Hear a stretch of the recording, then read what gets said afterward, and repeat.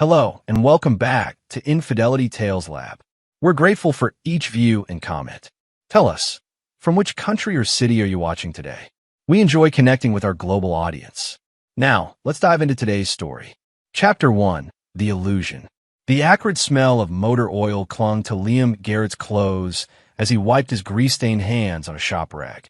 To anyone passing by Murphy's auto shop, he was just another mechanic, skilled with his hands, but nothing special. And that's exactly what Liam wanted them to think. Hey boss, that Bentley's all squared away, called Diego, the newest hire, from underneath a luxury sedan. Liam nodded, surveying the garage he'd ostensibly managed for the past 8 years. Good work. Make sure Mr. Harrington knows we replaced the timing belt too. Last thing we need is that going out on him next month. As Diego returned to work, Liam slipped into his office. A cramped room with faded posters of muscle cars and a desk cluttered with invoices. He closed the door, pulled out his secure phone, and dialed a number from memory. Avery? It's me. How's the new location coming along? Liam's voice shifted, the casual drawl of a blue-collar worker replaced by the precise diction of a man accustomed to boardrooms. The Vegas opening is set for next Friday. Reservations are already booked solid for 3 months. Replied Avery Sullivan, his operations director for Sovereign Dining Group. The restaurant empire Liam had built over 15 years, now encompassing 37 high-end establishments across the country. And the kitchen staff?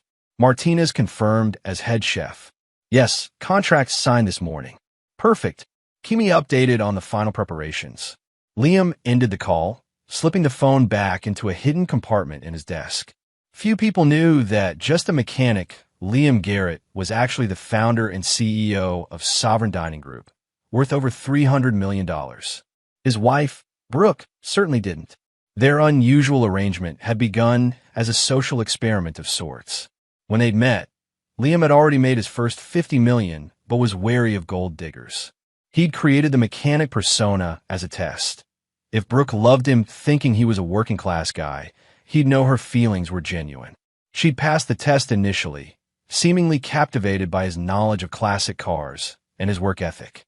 They'd married in a modest ceremony, moved into a comfortable but unassuming home in the suburbs, and began what Liam believed was an honest life together. For years, he'd maintained a charade, telling himself he'd reveal the truth eventually. He kept a small apartment above Murphy's auto shop for late nights, but primarily lived with Brooke in their suburban home. The auto shop itself was real. A profitable side business run by his trusted friend, the actual Murphy, who was happy to maintain the illusion that Liam was just a manager in exchange for generous compensation. Liam had convinced himself the deception was harmless. He kept their lifestyle comfortable but modest. Nice vacations explained away as careful saving, a dependable car justified as an employee discount. He'd planned to reveal everything on their 10th anniversary, now just 6 months away. He'd even started drafting plans for their dream home, which he would present as a surprise gift when he finally came clean. But lately, something had changed in Brooke. The warmth in her eyes when he came home had cooled. Their conversations grew shorter, her excuses for late nights at her real estate office more frequent. She'd begun making subtle digs about his career, comments about friends' husbands getting promotions or starting businesses. And then there were the calls from clients that she'd take in another room, her voice dropping to a whisper. As Liam closed up the shop that evening, he wondered if his experiment had run its course. Maybe it was time to end the charade sooner than planned. But first, he needed to know if his suspicions about Brooke were justified. Was her growing distance just frustration with their seemingly static life? Or was there something or someone else? That night, as he drove home in his deliberately middle-class sedan, Liam made a decision.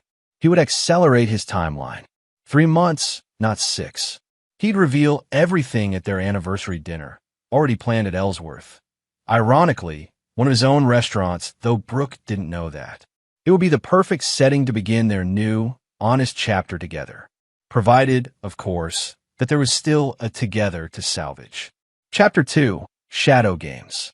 Brooke Garrett applied another coat of lipstick, studying her reflection in the mirror of her downtown real estate office. At 34, She remained striking.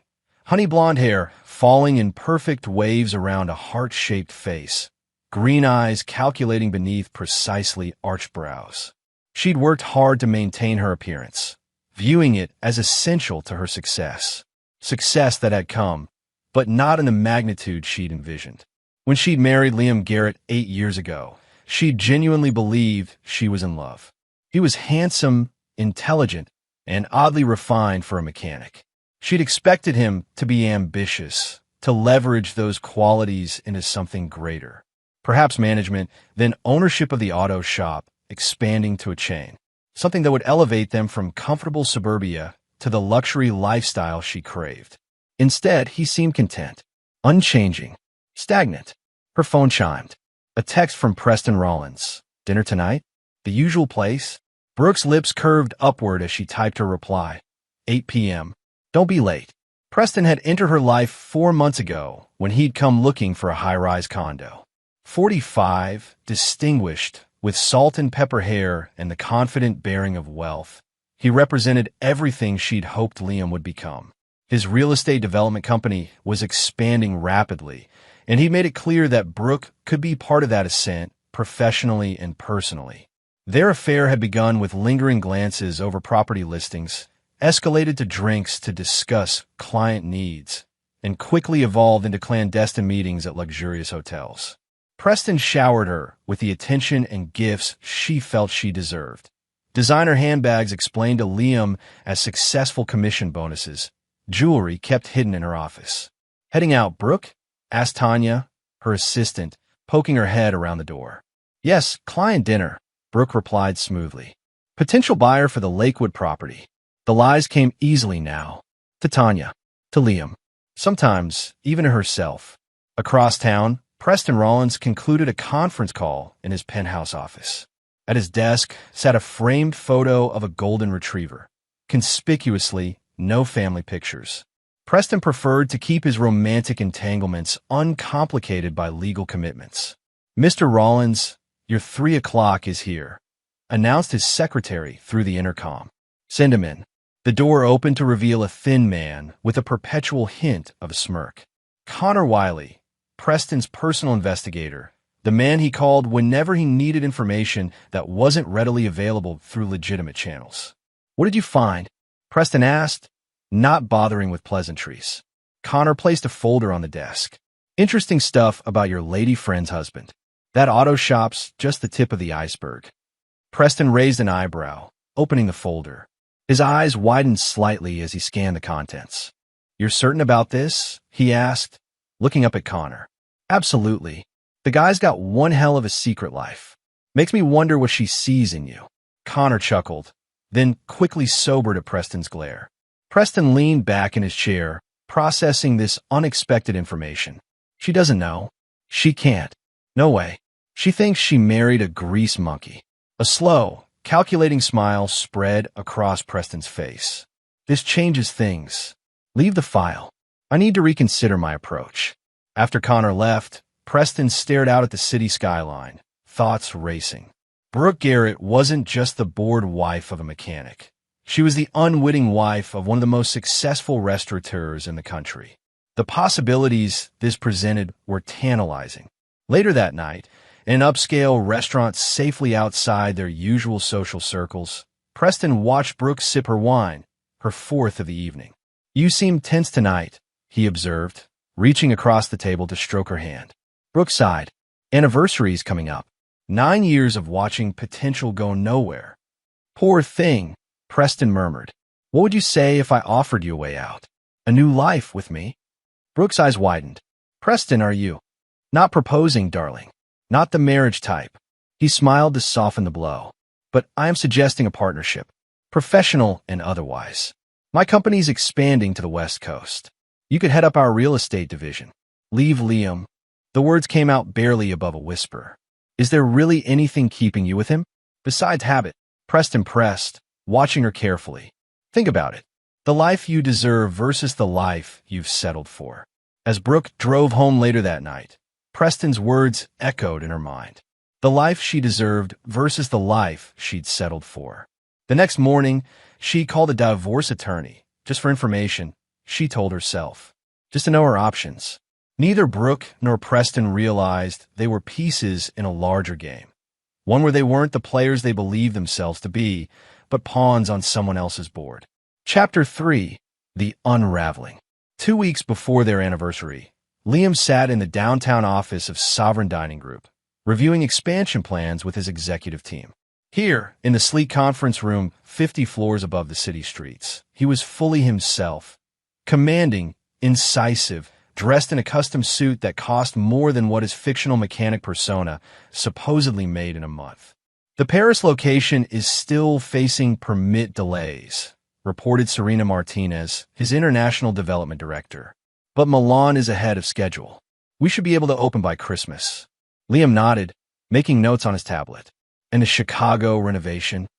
On budget, on time, replied Jordan Wells, his construction overseer. The new design is spectacular. Early press reviews are generating serious buzz. The meeting continued efficiently, each team member updating on their respective responsibilities. This was the world Liam had built, a seamless operation of exceptional people running exceptional restaurants. Here, surrounded by those who knew the real him, he felt a pang of regret for the charade he maintained with Brooke. As the meeting concluded, Avery lingered behind. His oldest friend and most trusted confidant, Avery had been the only one to question Liam's decision to hide his true identity from his wife. "How's the home front?" Avery asked once they were alone. Liam sighed, loosening his tie. "Complicated. I'm almost certain she's having an affair." Avery's expression darkened. "You've confirmed it?" "Not definitively, but I hired someone to look into it." Liam pulled out his secure phone as it buzzed with an incoming message. "Speak of the devil." The text was from Maya Torres, the private investigator he'd retained. It contained only an address and a time. 8 p.m. tonight. "I need to go," Liam said, already standing. "Reschedule my afternoon calls." 3 hours later, Liam sat in an unmarked car across from an upscale restaurant, watching as Brooke emerged, laughing, her hand entwined with that of a tall, distinguished-looking man. Even from a distance, the intimacy between them was unmistakable. "Preston Rollins," said Maya from the driver's seat, passing Liam a file. "Real estate developer. Divorced twice. No children. He's been seeing your wife for approximately 4 months." Liam flipped through the file, photographs of Brooke and Preston at various restaurants, entering hotels, even kissing in a parking garage. Each image drove the knife deeper. "There's more," Maya continued, her tone carefully professional. "Based on her credit card records and phone logs, she's consulted with a divorce attorney. Twice in the past week. The betrayal wasn't just the affair. It was that Brooke was planning to leave him, believing he was nothing more than a mechanic with limited prospects. The irony might have been amusing if it wasn't so painful.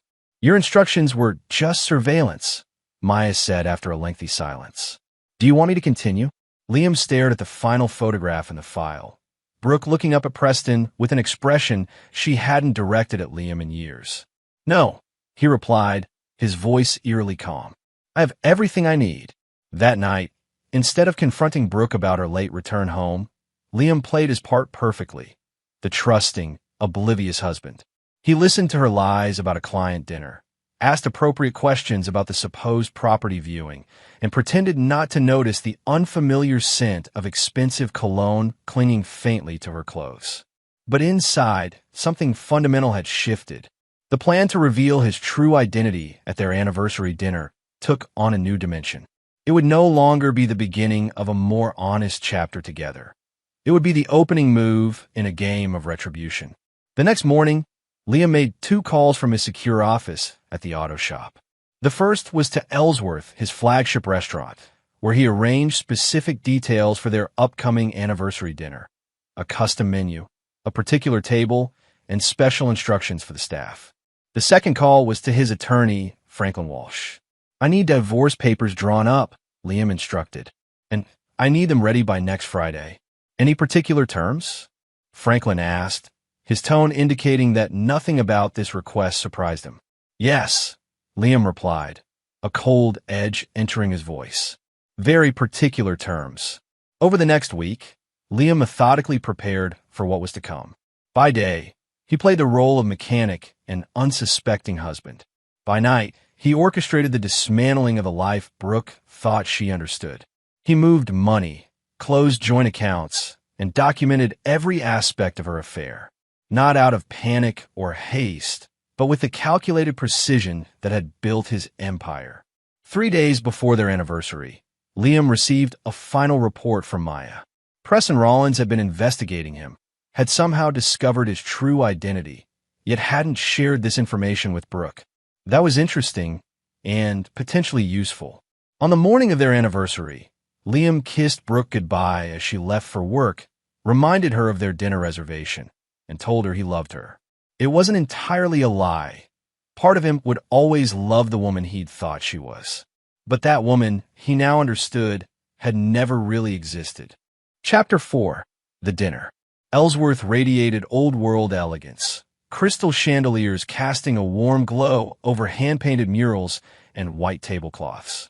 From her seat at the best table in the house, Brooke surveyed the opulent dining room with barely concealed envy. "This is unexpected," she said, fingering the stem of her champagne flute. "How did you manage a reservation here? It's impossible to get a table without booking months in advance." Liam smiled enigmatically. "I have my ways. Happy anniversary, Brooke." She returned the smile, though it didn't reach her eyes. 9 years. Can you believe it? Time flies, Liam replied, studying his wife's face. She looked beautiful in a navy blue dress he'd never seen before, probably a gift from Preston. The thought should have stung, but Liam found himself strangely detached, as though watching a play whose ending he already knew. Their first course arrived, an artful arrangement of seared scallops that wasn't on the regular menu. Brooke raised her eyebrows. "Special menu tonight," Liam explained. "I arranged it with the chef." "You what?" Confusion flickered across Brooke's features. "How would you even know the chef here?" "I know a lot of things you might find surprising," Liam said lightly, raising his glass. "To new discoveries." Brooke hesitated before clinking her glass against his. Throughout the appetizer and main course, their conversation remained superficially pleasant, though Liam noticed Brooke checking her phone repeatedly under the table. "Expecting a call?" he asked innocently. Brooke flushed. "Just making sure the office doesn't need me. You know how clients can be." "I do," Liam agreed. "People rarely show you who they truly are." The comment hung in the air between them, loaded with meaning Brooke couldn't yet comprehend. As they finished their entrees, Liam decided it was time. "I've been thinking about our future," he began. Brooke set down her fork, a flash of guilt crossing her face. "Liam, let me finish," he said gently. 9 years ago, we made promises to each other. Promises about honesty and loyalty." Brooke's expression grew guarded. "Yes, we did. But we haven't been honest with each other, have we?" She paled slightly. "What do you mean?" Instead of answering directly, Liam gestured to the restaurant around them. "What do you think of Ellsworth?" Brooke blinked at the apparent non sequitur. "It's beautiful. Exclusive." "What?" "Because I own it," Liam stated simply, along with 36 other restaurants across 3 continents. Brooke stared at him, incomprehension slowly giving way to disbelief. "That's not funny, Liam. It's not meant to be." He leaned forward. "The mechanic thing? It's a cover. Has been from the beginning. I founded Sovereign Dining Group 15 years ago. Current value, just over 300 million. Brooke's champagne glass slipped from her fingers, spilling across the white tablecloth. A server appeared instantly to address the mess, addressing Liam with deference that couldn't be mistaken. "Is everything to your satisfaction, Mr. Garrett?" the server asked. "Perfect as always, Thomas." "Thank you." As Thomas efficiently cleaned up and replaced Brooke's glass, she stared at Liam, her mind visibly racing to process this revelation. "You're serious," she finally whispered. "All this time, you've been lying to me?" "Yes," Liam admitted. "Initially to make sure you love me for me, not my money. Later, well, the longer it went on, the harder it became to tell the truth." Brooke's shock gave way to calculation. Liam could practically see the numbers running behind her eyes, the lifestyle adjustments, the social standing this revelation promised. I can't believe this, she said, a tremulous smile beginning to form. All these years living in that house, driving those cars, when we could have been living the high life. Liam finished for her. Yes, that was the plan. To surprise you with the truth and build the life you've always wanted. Hope bloomed in Brooke's expression. We still can. Liam, this changes everything. It does, he agreed, but not in the way you're thinking. Liam took a sip of his wine, savoring both its complex notes and the moment at hand. You see, Brooke, while I was keeping my secret, you were keeping yours. The late nights? The mysterious client calls? Preston Rollins is many things, but he's not a client looking for property. At least, not the kind you sell professionally. The color drained from Brooke's face. I don't know what you're talking about. Please, Liam said softly. Let's not add more lies to the pile. I know about the affair. I know about the divorce attorney. I know everything. Brooke's expression hardened, her initial shock giving way to defensive anger. So what? You lied to me for our entire marriage. You made me think we were struggling when we could have had everything. And that justifies betrayal? Liam asked, his voice still calm. Interesting moral calculus. You don't understand, Brooke hissed, leaning forward. Do you know what it's like to watch your friends advance while your husband stays stuck in the same dead-end job? To put on a brave face when people ask about your life? To wonder if this is all there ever will be? Liam looked at his wife, really looked at her, and saw for the first time the depth of her dissatisfaction, her materialism, her complete lack of loyalty. During her tirade, she hadn't once mentioned love, only status, possessions, appearances. You're still just a simple mechanic, Brooke laughed bitterly. I need more. As if on cue, her phone buzzed. She glanced down at it, then quickly away, but not before Liam caught Preston's name on the screen. Your friend calling? Liam asked, the word dripping with sarcasm. Brooke said nothing, jaw clenched. Liam signaled for the check. The maitre d' himself approached their table. Mr. CEO, your usual arrangements have been made, he said with a respectful nod. Brooke stared, speechless, the maitre d's casual confirmation of Liam's status landing like a physical blow. Thank you, Michael, Liam replied smoothly, signing the check without looking at the amount. As they sat in loaded silence, Brooke's phone rang again. This time, Liam reached across the table and turned it over so they could both see the screen. It wasn't Preston calling, but a number Brooke didn't recognize. You should answer that, Liam suggested. It's important. With shaking hands, Brooke accepted the call, putting it on speaker at Liam's gesture. Mrs. Garrett, came a crisp, professional voice. This is Denise from Franklin Walsh's office. I'm calling to inform you that the divorce papers have been filed. You'll be served officially tomorrow, but Mr. Walsh asked me to give you advance notice as a professional courtesy. Brooke's eyes widened in panic. There must be some mistake. I haven't.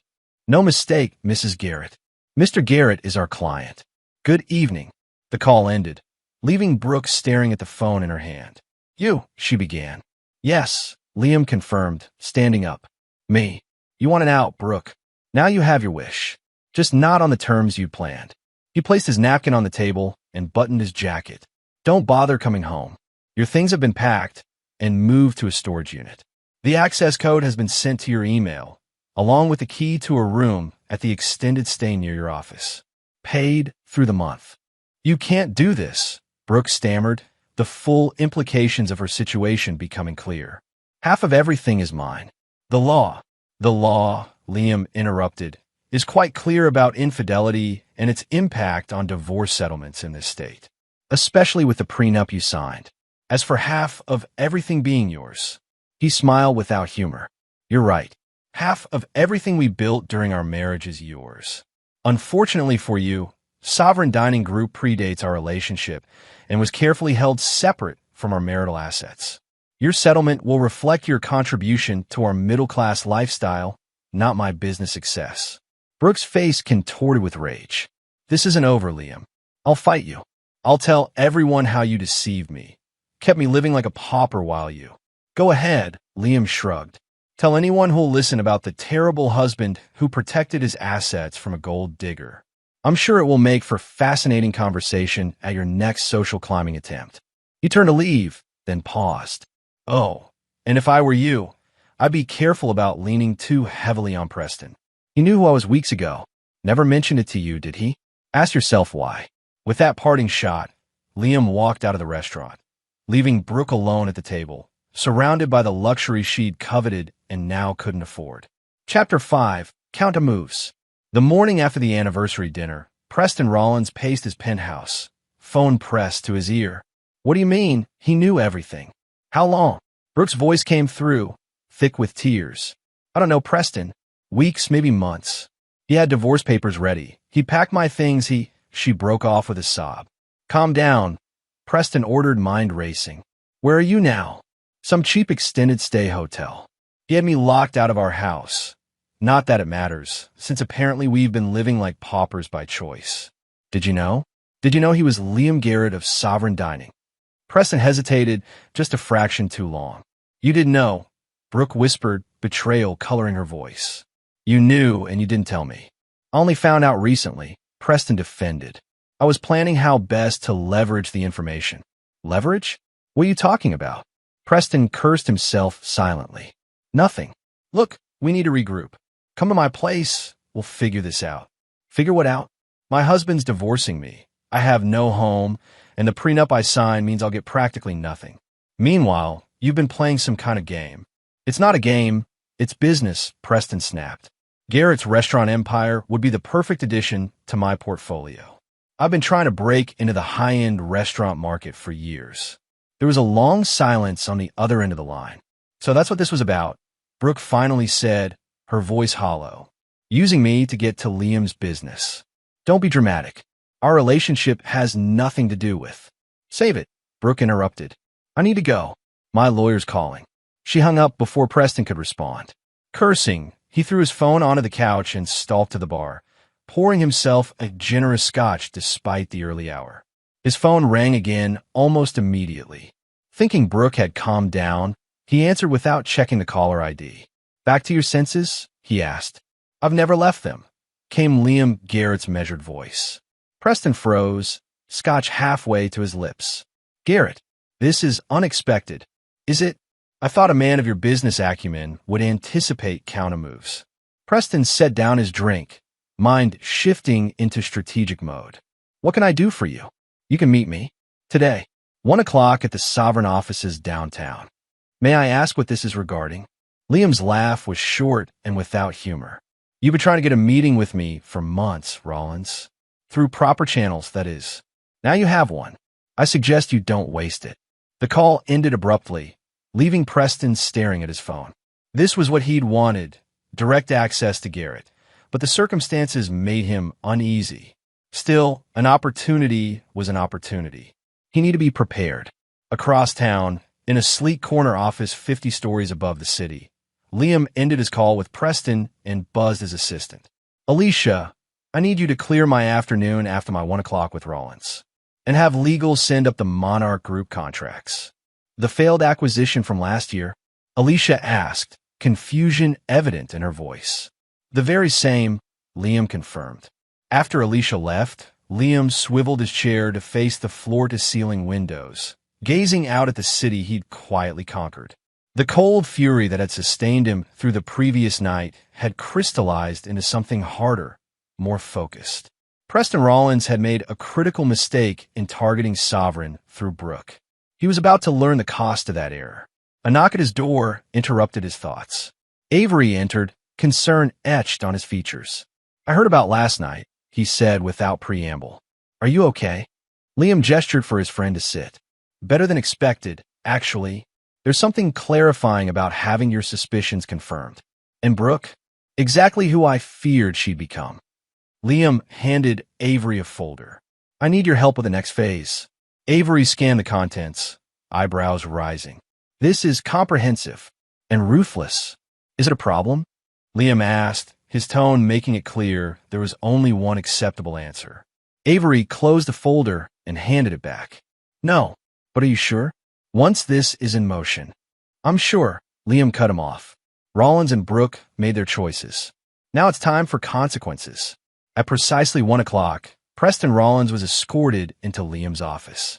He dressed meticulously in his most expensive suit, armed with financial projections and partnership proposals, his standard arsenal for high-stakes meetings. Liam didn't stand when Preston entered, merely gestured to the chair across from his desk. "Drink," he offered, indicating a crystal decanter of amber liquid. "No, thank you," Preston replied, setting his briefcase on the floor beside him. "I prefer to keep a clear head for business discussions." "Wise policy," Liam agreed, pouring himself a small measure. "Though you seem to have abandoned it where my wife is concerned." Preston straightened in his chair. "Former wife, soon enough. And I think we both know marriages end for reasons that precede any external factors." "Spoken like a man who's practiced that particular justification before," Liam remarked. "But let's not pretend this meeting is about Brooke. We both know why you're really here." "Do we?" Preston matched Liam's relaxed posture, hiding his eagerness. "Sovereign Dining Group. You want in? You've been trying to break into the high-end restaurant market for years without success." Liam took a small sip of his drink. "Your attempt to access it through my wife was creative, if ultimately misguided." Preston's expression didn't change, but his fingers tightened almost imperceptibly on the armrests of his chair. "Business is business. Nothing personal." "On that we disagree," Liam replied. "But let's assume, for a moment, that I'm willing to overlook the personal aspect. What exactly did you hope to gain from this meeting?" Preston leaned forward, sensing an opening. "Partnership. Your restaurants, my real estate holdings, and development expertise. Together, we could double Sovereign's footprint within 3 years. I have the projections here." He reached for his briefcase. Liam waved him off. "I'm familiar with your portfolio, Rollins. Impressive on paper. Less so when one examines the details." Preston's hand stilled. Meaning I've had my people analyzing your business for weeks," Liam explained, opening a folder on his desk. "You're over-leveraged. 3 of your recent developments are behind schedule and over budget. Your last 2 quarterly reports to your investors contained creative accounting, shall we say." The color drained from Preston's face. "How did you?" "The same way I know about your affair with my wife. I pay attention." Liam closed the folder. "Here's what's going to happen. You're going to sell me controlling interest in the Monarch Group." Preston barked out a laugh. "The Monarch Group? That's not even mine. It's owned by a holding company, which is owned by another holding company, which is ultimately controlled by you through a rather elegant shell structure," Liam finished for him. "The same structure you used to hide assets from your ex-wives and the IRS." The amusement vanished from Preston's face. "You have no proof of any of this." "Don't I?" Liam pushed a stack of documents across the desk. "Page 4 is particularly interesting. Those offshore accounts aren't nearly as untraceable as you believed." Preston didn't touch the papers. "What do you want?" "I told you. The Monarch Group, at 40% of market value." "That's highway robbery," Preston protested. "No," Liam corrected him, voice hardening. "Highway robbery is trying to steal another man's wife and business in the same move. Consider this a discounted price for a valuable lesson." Preston's jaw worked as he calculated his options. "And if I refuse?" Liam smiled thinly. "Then those documents go to the SEC, the IRS, and your investors. You'll be fighting legal battles for the next decade, assuming you manage to stay out of prison." "You're bluffing," Preston said, but uncertainty had crept into his voice. "Try me." Liam checked his watch. "You have until tomorrow to decide. My lawyers will call yours at noon with the paperwork. Sign, or face the consequences." As Preston opened his mouth to argue further, Liam stood, making it clear the meeting was over. "Oh, and Rollins? Stay away from Brooke. Your usefulness to her ended the moment she learned you knew about my real identity all along." After a stunned Preston was escorted out, Liam buzzed Alicia. "Give me Franklin Walsh." When his attorney arrived 30 minutes later, Liam outlined the next steps of his plan in precise detail. Franklin listened without interruption, making occasional notes. "The Monarch acquisition is just the beginning," Liam concluded. "I want Rollins completely neutralized." Franklin adjusted his glasses. "Legally, we're on solid ground with the evidence we have. But this level of thoroughness goes beyond what's necessary for a favorable divorce settlement. This isn't about the divorce, Liam replied. This is about consequences. Rollins thought he could use my wife to get to my business. I'm going to use his own tactics against him, only more effectively. Franklin nodded slowly. And Brooke? The divorce proceedings begin officially tomorrow. Proceed as planned. No deviations, no mercy. Liam's expression was implacable. She made her choice. Chapter 6, Collateral Damage. Brooke Garrett sat across from her divorce attorney, Martha Linwood, in a downtown law office that screamed practical competence rather than ostentatious wealth. Much like Martha herself, with her sensible suit and direct manner. It's bad, Martha said, closing the folder containing Liam's divorce filing. The prenuptial agreement is ironclad. Your infidelity is documented extensively, and most of his assets are properly segregated from marital property. Brooke pressed her fingers against her temples. There has to be something, some way to contest it. We could try to argue that his deception about his career and wealth constitutes fraud, which could potentially void the prenup. Martha's tone made it clear how unlikely she considered this strategy. But even if we succeed, which is a long shot, the documented infidelity significantly weakens your position for an equitable distribution. So what am I left with? Brooke asked, voice hollow. Martha referred to her notes. The suburban house, which is fully paid off. Your car. Joint savings of approximately $120,000. Your personal items and jewelry. Brooke laughed bitterly. That's it? After 9 years? He's worth hundreds of millions, most of which he earned before your marriage and kept carefully separate from marital assets. Martha reminded her. Ms. Garrett, I need to be frank. This case would be challenging under the best circumstances. The fact that your husband has retained Franklin Walsh makes it nearly impossible. Franklin Walsh, one of the top divorce attorneys in the country, known for being ruthlessly effective and ethically flexible. Martha removed her glasses. If we fight this, you'll spend most of what you do get on legal fees, with little chance of improving the outcome. Brooke slumped in her chair, the full reality of her situation sinking in. Her affair with Preston, motivated by boredom and ambition, had seemed almost justified when she believed Liam was just a mechanic with limited prospects. Now it revealed her as precisely the gold digger Liam had feared, and left her with nothing but a middle-class settlement and a shattered reputation. Her phone buzzed with a text from Preston. We need to talk. Urgent. She ignored it, focusing back on Martha. What if I just apologize? Try to reconcile. Martha's expression softened with something like pity. In my experience, once papers are filed, reconciliation is rare. Given the circumstances, I'd advise you to accept the settlement terms and move forward with your life. After leaving Martha's office, Brooke found herself wandering aimlessly through downtown, past gleaming buildings that housed businesses like Liam's, places of power and wealth she'd never suspected her own husband of frequenting. The irony was excruciating. All this time, she'd been sleeping with Preston to access the very world Liam already inhabited. Her phone rang again. Preston, for the 5th time that day. Reluctantly, she answered. What? She snapped. We need to meet, Preston said, his voice tight with stress. Now. I'm not interested in anything you have to say, Brooke replied. You knew who Liam was and kept it from me. This isn't about that, Preston insisted. It's about what he's doing. To both of us. Something in his tone gave her pause. What are you talking about? Not over the phone. Meet me at Riverside Park, near the boat landing. 30 minutes. Before she could argue, he hung up. Brooke considered ignoring the request, but curiosity and a growing sense of unease propelled her toward the park. When she arrived, Preston was already there, pacing beside a bench overlooking the river.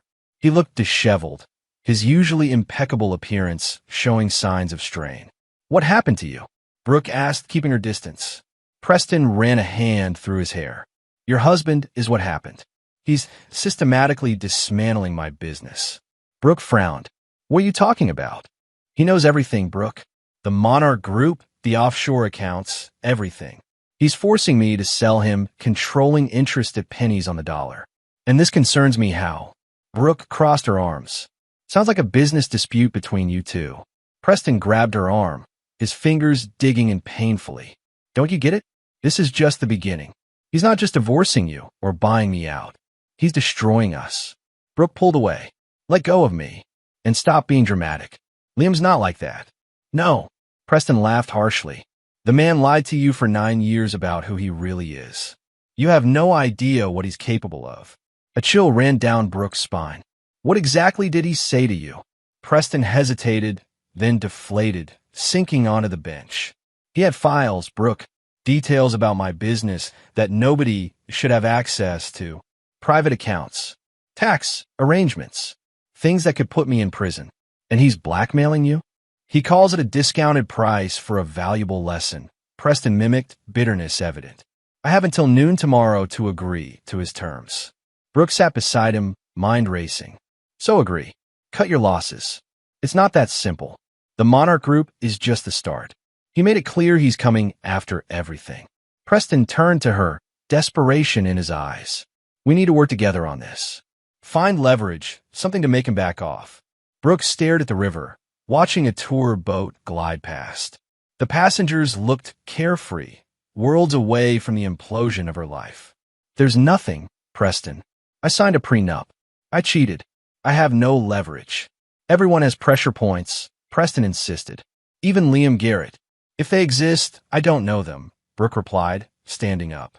And frankly, I'm not interested in finding out. This partnership, personal and otherwise, is over. Preston grabbed her wrist again. Don't walk away from me. We're in this together, whether you like it or not. No, we're not, Brooke said, yanking her arm free. You used me to get to Liam's business. He used me as some twisted loyalty test. I'm done being used. As she walked away, Preston called after her. You can't hide from this, Brooke. He's coming for both of us. Brooke didn't look back, but Preston's words followed her like a shadow. That evening, as Brooke sat alone in her extended stay room, surrounded by hastily packed boxes of her possessions, her phone rang. Unknown number. Hello, she answered cautiously. Mrs. Garrett? This is Serena Martinez from Sovereign Dining Group. Mr. Garrett has asked me to inform you that the contents of your safety deposit box have been moved to First National Bank on Fifth Avenue. The key and access information have been sent to your email. Brooke frowned. I don't have a safety deposit box. There was a pause on the other end. I'm referring to box number 247 at Meridian Trust, previously accessed by you on multiple occasions. Mr. Garrett specifically mentioned your grandmother's jewelry and personal documents. A chill ran through Brooke. She did indeed have such a box, but Liam shouldn't have known about it.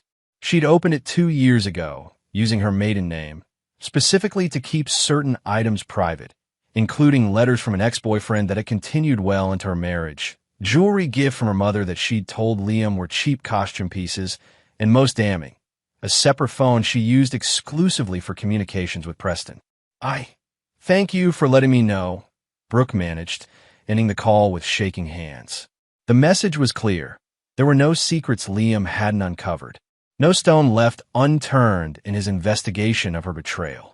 As night fell, Brooke found herself unable to sleep, haunted by the unraveling of her life and the growing realization that she'd never really known the man she'd married. Not his wealth, not his business acumen, and certainly not his capacity for methodical retribution. Chapter 7. The Fall. 1 week after serving Brooke with divorce papers, Liam sat in his office at Sovereign Dining Group, reviewing the latest developments with Avery and Franklin. Rollins signed over the Monarch Group as demanded, Franklin reported, sliding a document across the desk. His attorneys tried to negotiate, but he folded when we sent over the second batch of evidence. Liam nodded, signing the final acquisition papers without fanfare. And the SEC inquiry. Anonymous tip delivered yesterday, Avery confirmed. They'll be auditing his last 5 years of financial statements. The offshore account documentation was particularly compelling. Good. Liam set down his pen. What about his development projects?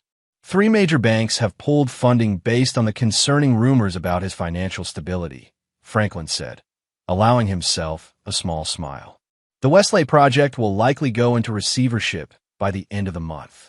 Perfect timing, Liam noted. Have our investment group, ready to acquire it at 30 cents on the dollar.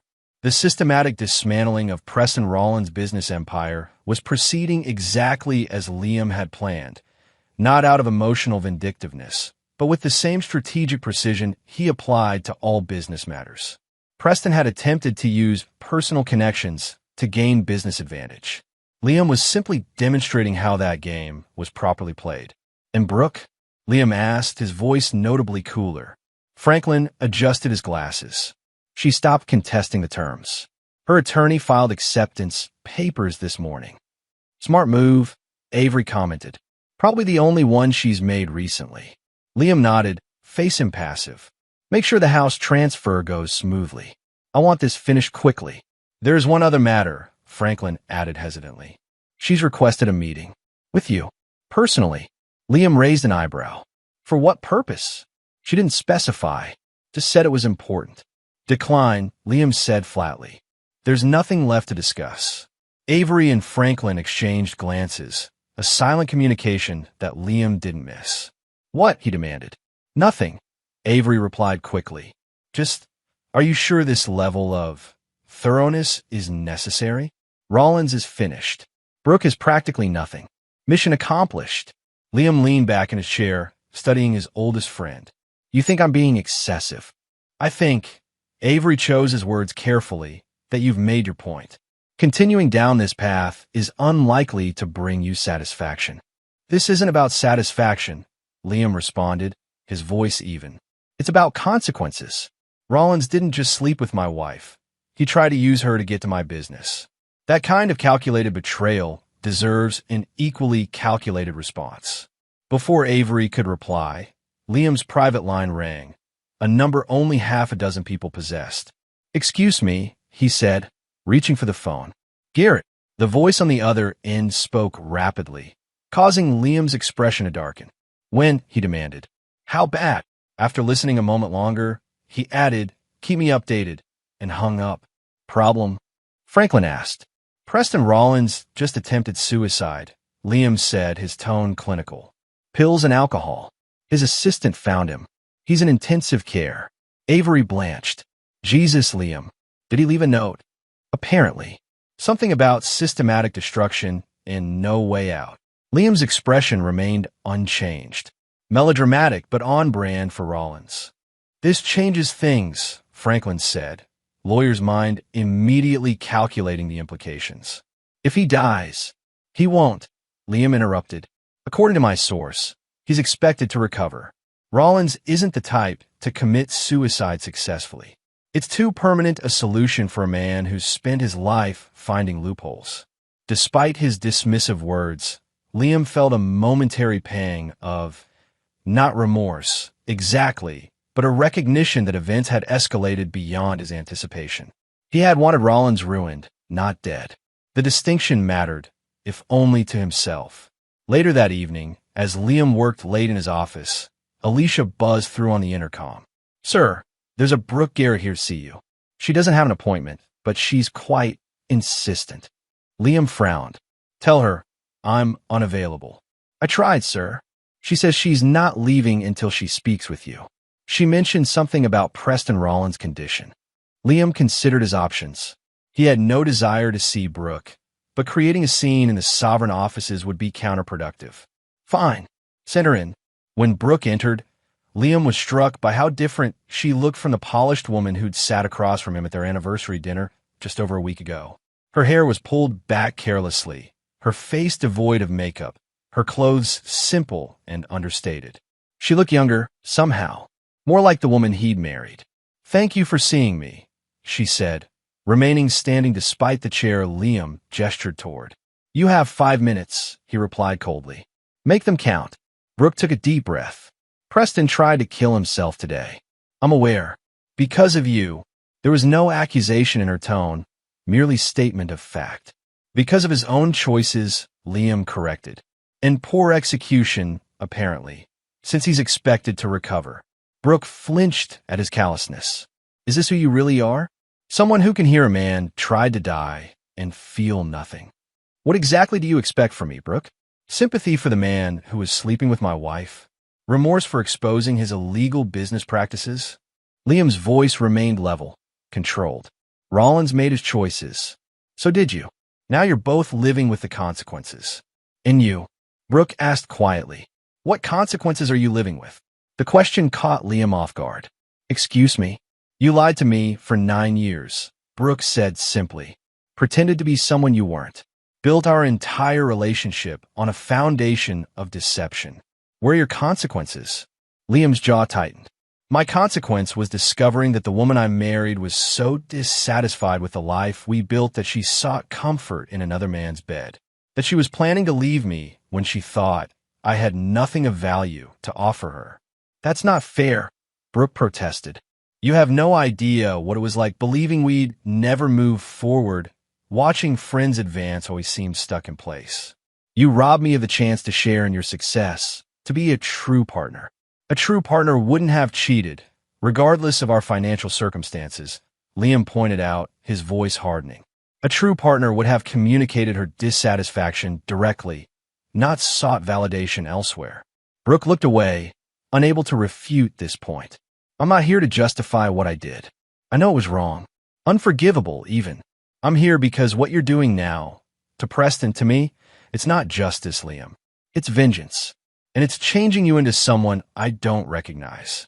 Liam stood, placing his palms flat on his desk. Your 5 minutes are up, Brooke. The divorce will be final within a month. The house is yours, as are the agreed-upon assets. Beyond that, we have nothing further to discuss. Brooke nodded, a resigned expression settling over her features. I understand. Just one more thing before I go. She reached into her purse and removed a small velvet box, placing it on his desk. My engagement ring. It never really belonged to the woman you thought you married, so it shouldn't belong to me. Before Liam could respond, she turned and walked out of his office, closing the door quietly behind her. Liam remained standing long after she'd gone, staring at the small velvet box and feeling, for the first time since discovering Brooke's betrayal, the full weight of everything he'd lost. Chapter 8. Scorched Earth.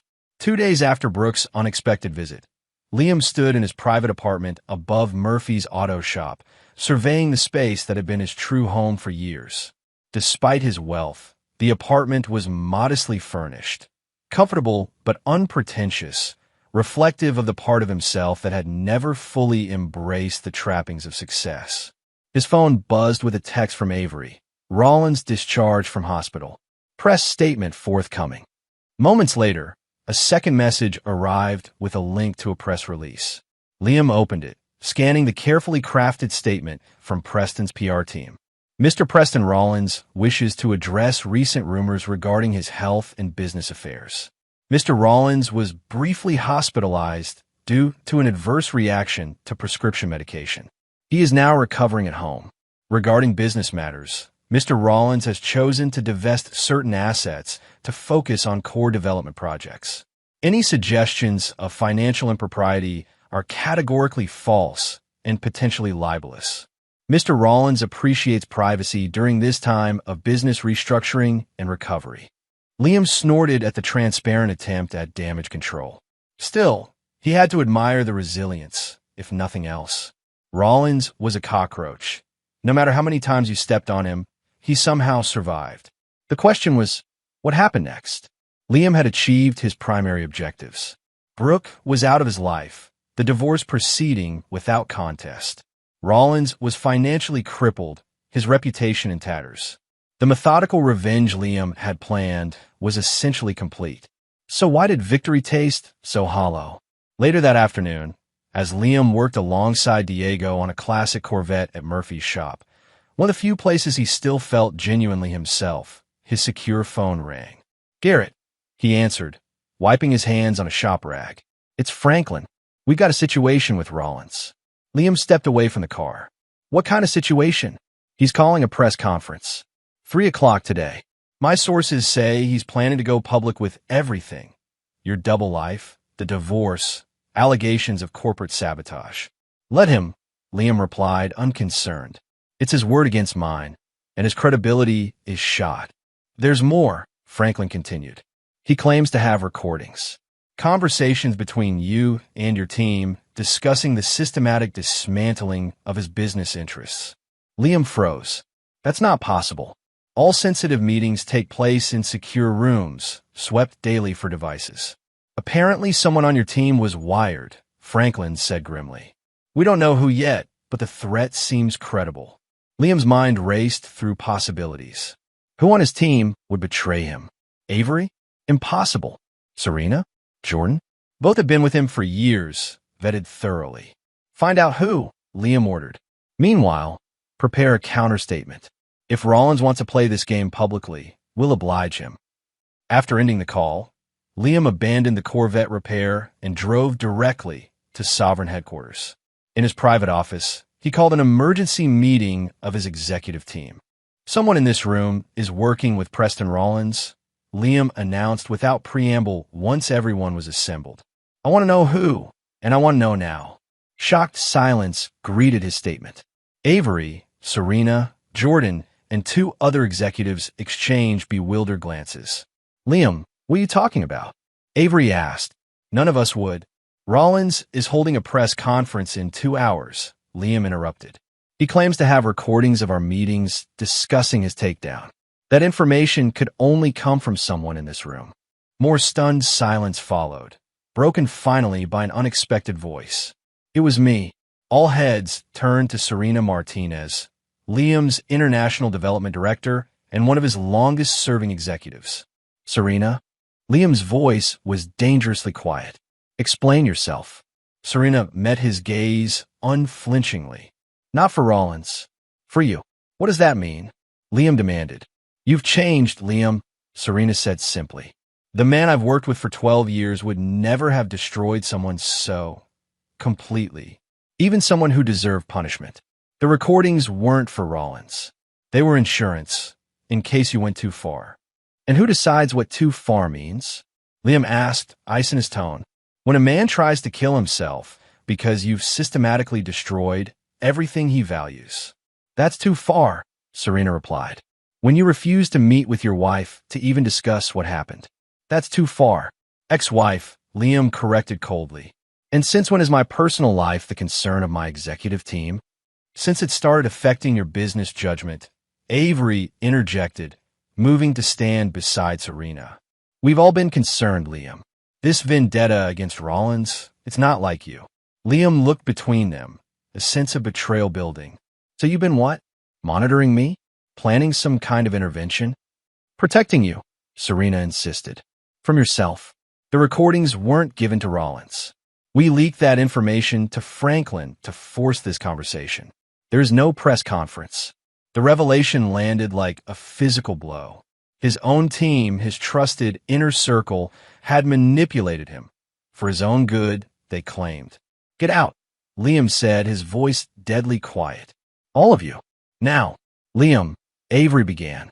Now, Liam roared, slamming his fist on the conference table. They filed out silently, all except Avery, who remained standing at the far end of the table. You too, Liam said, not looking at his oldest friend. No, Avery replied simply. I'm not leaving until you hear what needs to be said. Liam laughed bitterly. Let me guess. I've lost my way. I'm not the man you knew. I've become obsessed with revenge. Save the speech. Avery, I'm not interested. You're right about one thing, Avery said, taking a seat directly across from Liam. You have become obsessed with revenge. But that's not why we're concerned. Enlighten me, Liam said sarcastically. We're concerned because you're throwing away the very things that made your success meaningful. Avery leaned forward. You built Sovereign not just to make money, but to create something of value. To share your passion for exceptional dining experiences. When's the last time you actually visited one of your restaurants as a customer, not as the owner checking the books? Liam didn't answer. That's what I thought, Avery continued. You've always maintained that automobile shop, not because you needed a cover, but because you genuinely love the work. When's the last time you worked on a car for the pure joy of it, not as an escape from your revenge planning? Again, Liam remained silent. And despite what happened with Brooke, you believed in love once. In connection. In family. Now you're alone in that giant penthouse, surrounded by wealth, but isolated from anything that matters. Avery stood. You've won, Liam. Rollins is destroyed. Brooke is gone. You've exacted your pound of flesh. But at what cost? The question hung in the air between them, unanswered as Avery finally turned and left Liam alone with his thoughts. That evening, Liam stood on the balcony of his penthouse, gazing out at the city lights. Everything Avery had said was true, though he was loath to admit it. The revenge that had consumed him for weeks had left nothing but emptiness in its wake. His phone rang. Franklin again. "What is it?" Liam answered tersely. "Sir, we've received information that Rollins is leaving the country. Private jet, scheduled departure tonight at 11 p.m. Destination unknown, but likely somewhere without extradition." Liam should have felt satisfaction at this final evidence of his victory. Instead, he felt only weariness. "Let him go. Are you sure?" Franklin sounded surprised. "With the SEC investigation pending, this could be construed as flight to avoid prosecution. We could alert authorities, have him detained at the airport." I said, "Let him go," Liam repeated firmly. "It's over, Franklin. All of it." After ending the call, Liam made a decision. He'd spent weeks meticulously dismantling the lives of those who had betrayed him. Perhaps it was time to consider what remained of his own. Chapter 9. Ashes and Rebirth. 3 months after the fateful anniversary dinner, Liam sat at his desk at Sovereign Dining Group, reviewing the quarterly performance reports. The business had continued to thrive despite the personal turmoil of its founder, a testament to the solid foundation he'd built over the years. The door opened, and Avery entered with a tablet in hand.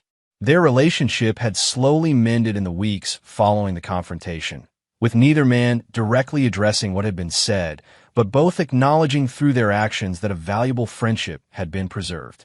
"Paris location finally got approval," Avery reported. "We can break ground next month." "Good," Liam nodded.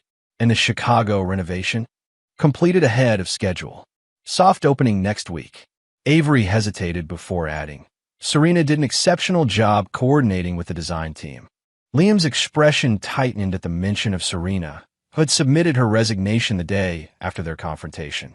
He'd neither accepted nor rejected it, leaving her in a professional limbo that was unfair to both of them. "Tell her," Liam began, then paused, reconsidering.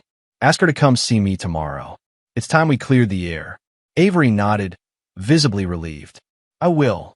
After Avery left, Liam opened his desk drawer and removed a small velvet box, Brooke's engagement ring, returned to him during their final meeting. He'd kept it there as a reminder, though of what exactly he wasn't certain.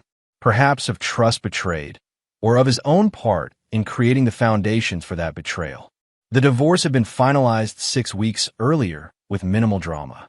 True to his word, Liam had left Brooke the suburban house and a reasonable financial settlement. Not the fortune she might have hoped for, but enough to live comfortably if managed well. He'd heard through mutual acquaintances that she'd resumed her real estate career and was focusing on rebuilding her life. Preston Rollins was reportedly in Spain, attempting to reconstruct his business empire with limited success. Liam's phone buzzed with a text from Diego at the auto shop. "Finished the '67 Mustang restoration. She's a beauty. Coming by to see her."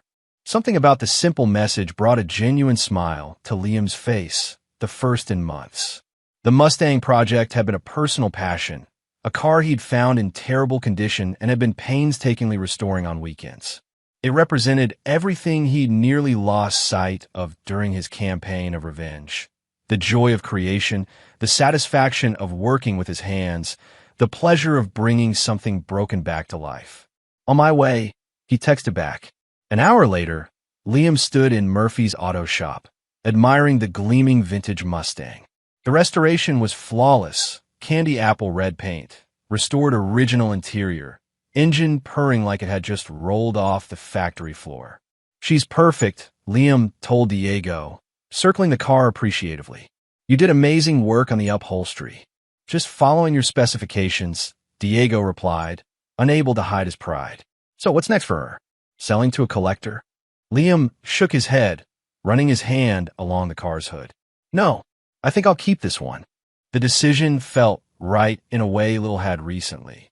This car, restored by his own hands, represented something genuine, Unlike the facade he'd maintained with Brooke, unlike the corporate persona he adopted in boardrooms, unlike the vengeful specter he'd become after discovering her betrayal. As Diego handed him the keys, Liam made another decision. "I'm keeping the shop too." Diego looked confused. "Sir, Murphy's retiring next month," Liam explained. "He offered to sell me the business outright. I've been considering it."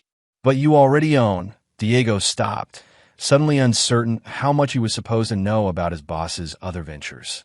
"I own a lot of things," Liam acknowledged with a small smile. "But this place has always been special. I think it's time I invested in it properly. Expanded the restoration business, took on more apprentices. Built something real here, not just a cover story." The relief on Diego's face was evident. Like many of the shop's employees, he'd heard rumors about Liam's true financial status, but none had dared ask directly. "That's great news, boss," Diego said sincerely. "This place wouldn't be the same without you." Later, as Liam drove the restored Mustang through the city streets, he found himself heading toward the suburbs, specifically toward the house he'd shared with Brooke. He hadn't been back since the night of their anniversary dinner, when he'd instructed security to pack her things and change the locks. He parked across the street, observing the property from a distance. The lawn was neatly trimmed, flowers planted in the beds Brooke had always enjoyed tending. A sold sign stood in the front yard. She decided to move on completely, it seemed. The sight brought no pain, only a sense of closure. What they'd had was over, destroyed by mutual deception, her infidelity, his hidden identity. Perhaps both had been symptoms of a relationship founded on incomplete truths. As Liam prepared to drive away, the front door opened. Brooke emerged, looking different than he remembered. Hair shorter, clothing casual but elegant. She was accompanied by an older woman who resembled her strongly. Her mother, Liam realized, whom he'd met only twice during their marriage. They didn't notice him sitting in the unfamiliar car across the street, engrossed in their conversation as they loaded boxes into Brooke's SUV. Moving day, apparently. Watching her, Liam was surprised to feel no anger, no residual bitterness. Only a distant sadness for what might have been, had either of them been brave enough to be honest from the beginning. He started the Mustang's engine, the sound drawing Brooke's attention momentarily. Their eyes met across the distance. A brief, unexpected connection. Liam nodded once, a simple acknowledgement of her presence, then drove away without looking back. The past could not be changed, but the future remained unwritten. Liam had spent 9 years hiding behind a false identity, then months consumed by revenge. Now, it was time to discover who he truly was. Neither the fictional mechanic nor the ruthless avenger, but something more authentic than either.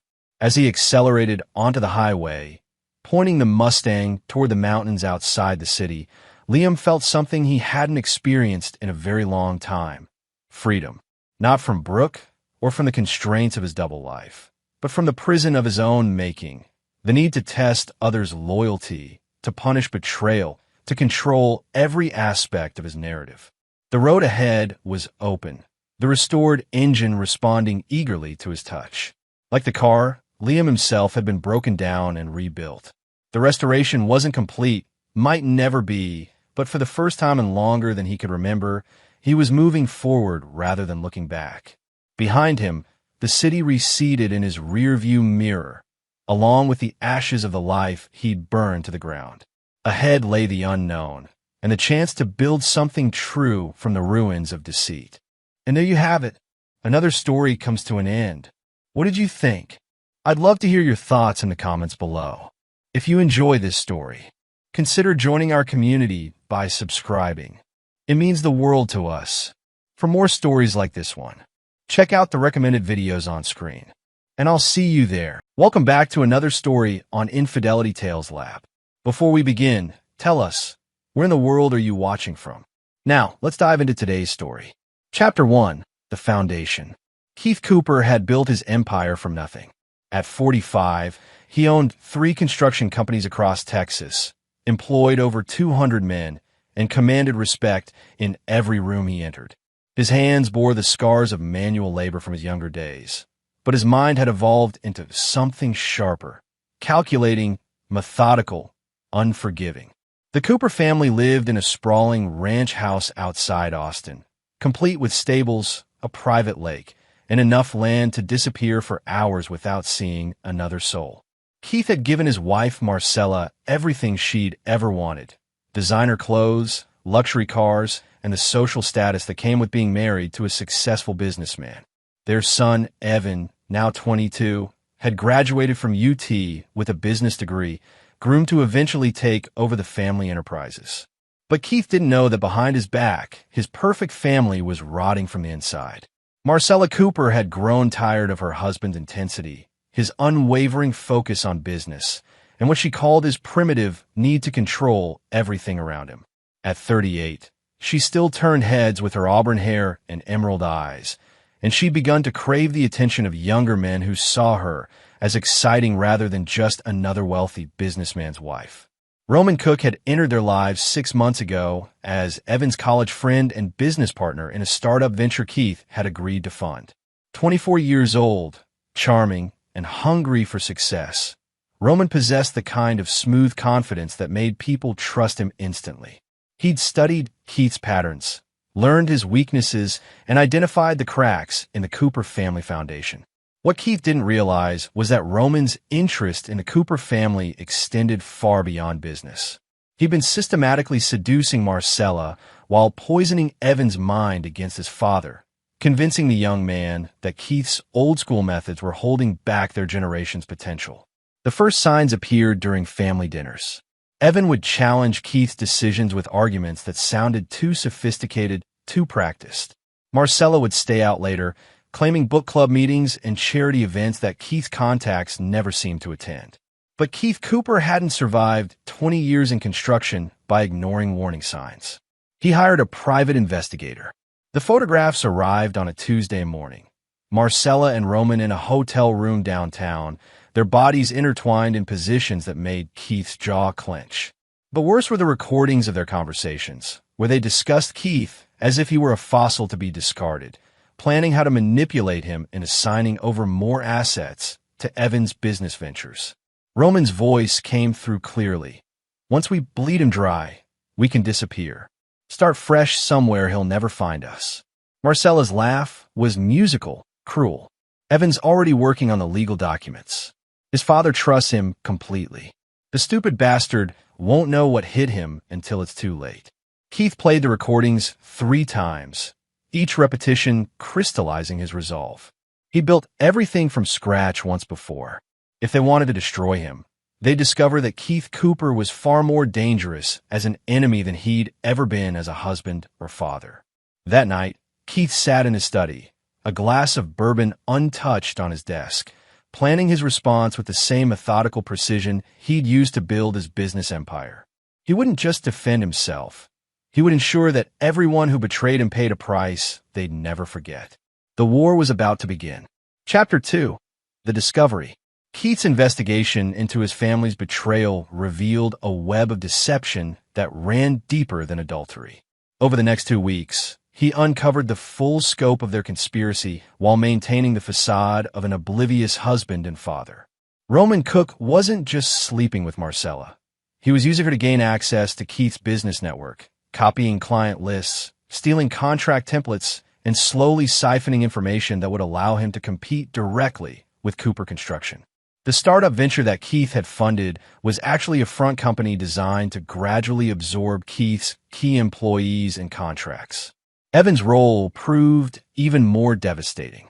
Keith's own son had been forging signatures on bank documents, slowly transferring funds from the family trust into accounts that Roman controlled. The legal paperwork Marcella had mentioned wasn't just about business assets. They were planning to have Keith declared mentally incompetent, claiming his intense work habits and occasional fits of temper were signs of psychological instability. But Keith's most painful discovery came when he accessed Evan's personal computer. His son had been documenting Keith's daily routines, photographing his private safe combinations, and recording conversations during family dinners. The betrayal wasn't impulsive or passionate. It was calculated, thorough, and had been in progress for over a year. The breaking point came during what was supposed to be a family dinner celebrating Evan's latest business success. Keith arrived home early from a job site to find Roman at their dining table, acting as if he belonged there, while Marcella fawned over him and Evan discussed their plans with barely concealed excitement. "Dad, you look tired," Evan said, his voice carrying false concern. "Maybe you should consider stepping back from the day-to-day operations. Let the younger generation handle things." Roman nodded sympathetically. "Keith, you've accomplished so much. You deserve to enjoy retirement while you're still healthy enough to appreciate it." Marcella reached across the table to touch Keith's hand, her wedding ring catching the light. "We all think it would be best for everyone. You've been under so much stress lately." Keith looked at their faces, his wife, his son, and the man who was destroying his family, and saw nothing but greed masked as concern. They actually believed they could manipulate him into surrendering everything he'd built. "You're right," Keith said quietly, setting down his fork. "I've been under a lot of stress. Maybe I should do something about that." After dinner, Keith retreated to his study and made a series of phone calls. The first was to Bernard Houston, his most trusted foreman and a man who'd worked construction sites with Keith for 15 years. Bernard owed Keith his life, literally, after Keith had pulled him from a collapsing foundation and paid for his medical expenses when the man had no insurance. The second call went to Santiago Berger, a private security contractor Keith had met during a military housing project. Santiago ran a discreet firm that specialized in problem resolution for wealthy clients who needed situations handled quietly. The third call was to Keith's lawyer, Samuel Collier, who'd helped Keith navigate contract disputes and business acquisitions for over a decade. Samuel was old-school legal counsel, the kind who understood that some battles couldn't be won in courtrooms. By midnight, Keith had assembled his response team. Tomorrow, he would begin the systematic destruction of everyone who had betrayed him. But first, he needed to test their resolve to see how far they were willing to go. He sent Evan a text message. "Need to discuss some urgent business matters. Meet me at the downtown office tomorrow at 6 p.m. Come alone." Then Keith opened his laptop and began transferring funds from accounts that Evan didn't know about, moving money to secure locations that would be impossible to trace or access. If his family wanted to play financial warfare, they'd discover that Keith had been preparing for this possibility long before they'd made their first move. The next evening would mark the beginning of their education in consequences. Chapter 3. The First Strike. The downtown office of Cooper Construction occupied the entire third floor of a steel and glass building that Keith had purchased 5 years earlier. After hours, the space felt like a cathedral of ambition. Mahogany conference tables, walls lined with framed project photos, and floor-to-ceiling windows that overlooked the Austin skyline. Evan arrived precisely at 6, wearing a suit that Keith had paid for, carrying a leather briefcase that Keith had given him for graduation. The young man's confidence was palpable as he strode into his father's corner office, clearly believing this meeting would advance their takeover plans. "Dad, you wanted to discuss business?" Evan settled into the chair across from Keith's desk, his posture relaxed and expectant. Keith opened a manila folder and spread its contents across the desk. Bank statements showing unauthorized transfers, copies of forged documents, photographs of Roman and Marcella together, and transcripts of conversations that proved Evan's complicity in the conspiracy. "I want to discuss your business, yes." Keith's voice remained calm, but Evan's confident expression began to crack as he recognized the evidence. "Specifically, I want to understand how my son became a thief and a traitor." Evan's face flushed, but he attempted to maintain his composure. "Dad, I can explain." "No explanation needed." Keith stood and walked to the window, his back to his son. "You've documented your crimes quite thoroughly. The question now is what we do about it. You don't understand the pressure I've been under." Evan's voice took on a pleading tone. "Mom said you'd never listen, that you'd just explode and make everything worse. We thought if we could just take control gradually." Keith turned around, his eyes cold as winter steel. "You thought you could steal from me gradually. You thought you could manipulate me into signing away everything I built. You thought I was stupid enough to trust my own family." The office door opened and Bernard Houston entered, his massive frame filling the doorway. Behind him came Santiago Berger, a compact man whose eyes held the flat, assessing gaze of someone accustomed to violence. "Dad, what's going on?" Evan stood up, his confidence finally cracking in a genuine fear. "You wanted to discuss business," Keith said. "So let's discuss the consequences of stealing from the wrong person." Bernard closed the office door and engaged the lock. Santiago moved to the windows and closed the blinds. Suddenly, the spacious office felt much smaller. "The transfers you made," Keith continued, "I've already reversed them. The accounts Roman thought he controlled? They never actually existed. They were honey traps I set up 6 months ago when I first suspected something was wrong. Every dollar you thought you were stealing was actually my money flowing into accounts I control." Evan's face went white. "That's impossible. Roman showed me the confirmations. Roman showed you what I wanted him to see." Keith opened his laptop and turned the screen toward his son. "Your friend has been working with fabricated documents for weeks. Every piece of information he thought he was stealing from my business? Completely false. Every contract he thought he was copying? Fake companies with fake contact information." The laptop displayed a series of folders labeled with Roman's name, each containing detailed documentation of their surveillance operation and the false information they'd fed him. "While you and your mother were planning my downfall," Keith continued, "I was planning yours. The difference is that I'm actually good at it." Evan looked toward the door, but Bernard's presence made any escape attempt pointless. "Dad, please, we can work this out. I'll call off everything with Roman. I'll return the money." The money was never gone, and Roman's plans are about to become irrelevant. Keith moved to his desk safe and withdrew a thick envelope. "Inside here are copies of every crime you've committed, along with evidence of Roman's identity theft, fraud, and conspiracy charges.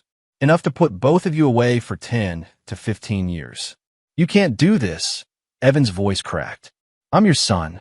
Keith looked at the young man he'd raised, taught, and trusted, and felt nothing but cold satisfaction. "You stopped being my son the moment you decided to steal from me. Now you're just another criminal who made the mistake of targeting the wrong victim." Santiago stepped forward and handed Evan a single sheet of paper. "Confession letter," the security contractor explained in a flat voice. "Details your crimes and Roman's. Sign it, and your father might consider allowing you to leave the country instead of going to prison." "And if I don't sign?" Keith smiled, and for the first time in his life, Evan saw his father as something genuinely terrifying. "Then we test how much pressure your kneecaps can handle before they shatter." Bernard here used to work demolition before construction. He knows exactly how much force different joints can withstand. Evan looked at the 3 men surrounding him and realized that his father wasn't bluffing. This wasn't the businessman who'd raised him. This was the man who'd built an empire from nothing, who'd survived in industries where weakness meant destruction. With shaking hands, Evan signed the confession. "Excellent," Keith said, taking the document and placing it in his safe. "Now we're going to discuss what happens next." Chapter 4, The Trap Springs. The plan Keith had orchestrated over the following 3 weeks was a masterpiece of psychological warfare. While Evan remained under house arrest, effectively imprisoned in his own apartment under Bernard's watchful eye, Keith allowed Roman and Marcella to believe their scheme was proceeding perfectly. Roman had spent those weeks frantically trying to contact his secret accounts, unaware that every transaction he attempted was being monitored and recorded. The fake business documents Keith had prepared led Roman deeper into fabricated deals with non-existent clients, while Keith's real business continued operating through channels that Roman had never discovered. Marcella, meanwhile, had grown bolder in her affair, believing that Keith's recent distraction meant he was unaware of her activities. She'd been staying out later, spending more money, and making increasingly careless phone calls that Keith's surveillance team recorded with crystal clarity. The convergence came on a Friday evening when Marcella announced she was attending a charity gala downtown, an event that Keith knew she'd never RSVP'd for because he controlled the guest list. Instead, she was meeting Roman at an upscale hotel where they planned to celebrate what they believed was the final phase of their takeover. Keith arrived at the hotel first, having reserved the suite directly above theirs. Santiago's team had installed surveillance equipment throughout Roman's room during the afternoon, while Keith positioned himself to capture everything they said and did. What he recorded exceeded even his darkest expectations. Roman and Marcella weren't just planning to steal Keith's money. They intended to stage his death. Roman had connections with medical professionals who could make a heart attack appear natural, especially for a man Keith's age who worked in high-stress construction environments. They discussed the timing, the method, and how they would console grieving son Evan while quietly liquidating Keith's assets. The insurance alone will be worth millions. Marcella's voice came through clearly on the recording. And once he's gone, nobody will question Evan's authority to make business decisions. Roman's laugh was cold and confident. Your husband thinks he's so smart, but he's just another old man who doesn't understand how the modern world works. Tomorrow night, Keith Cooper becomes a tragic statistic.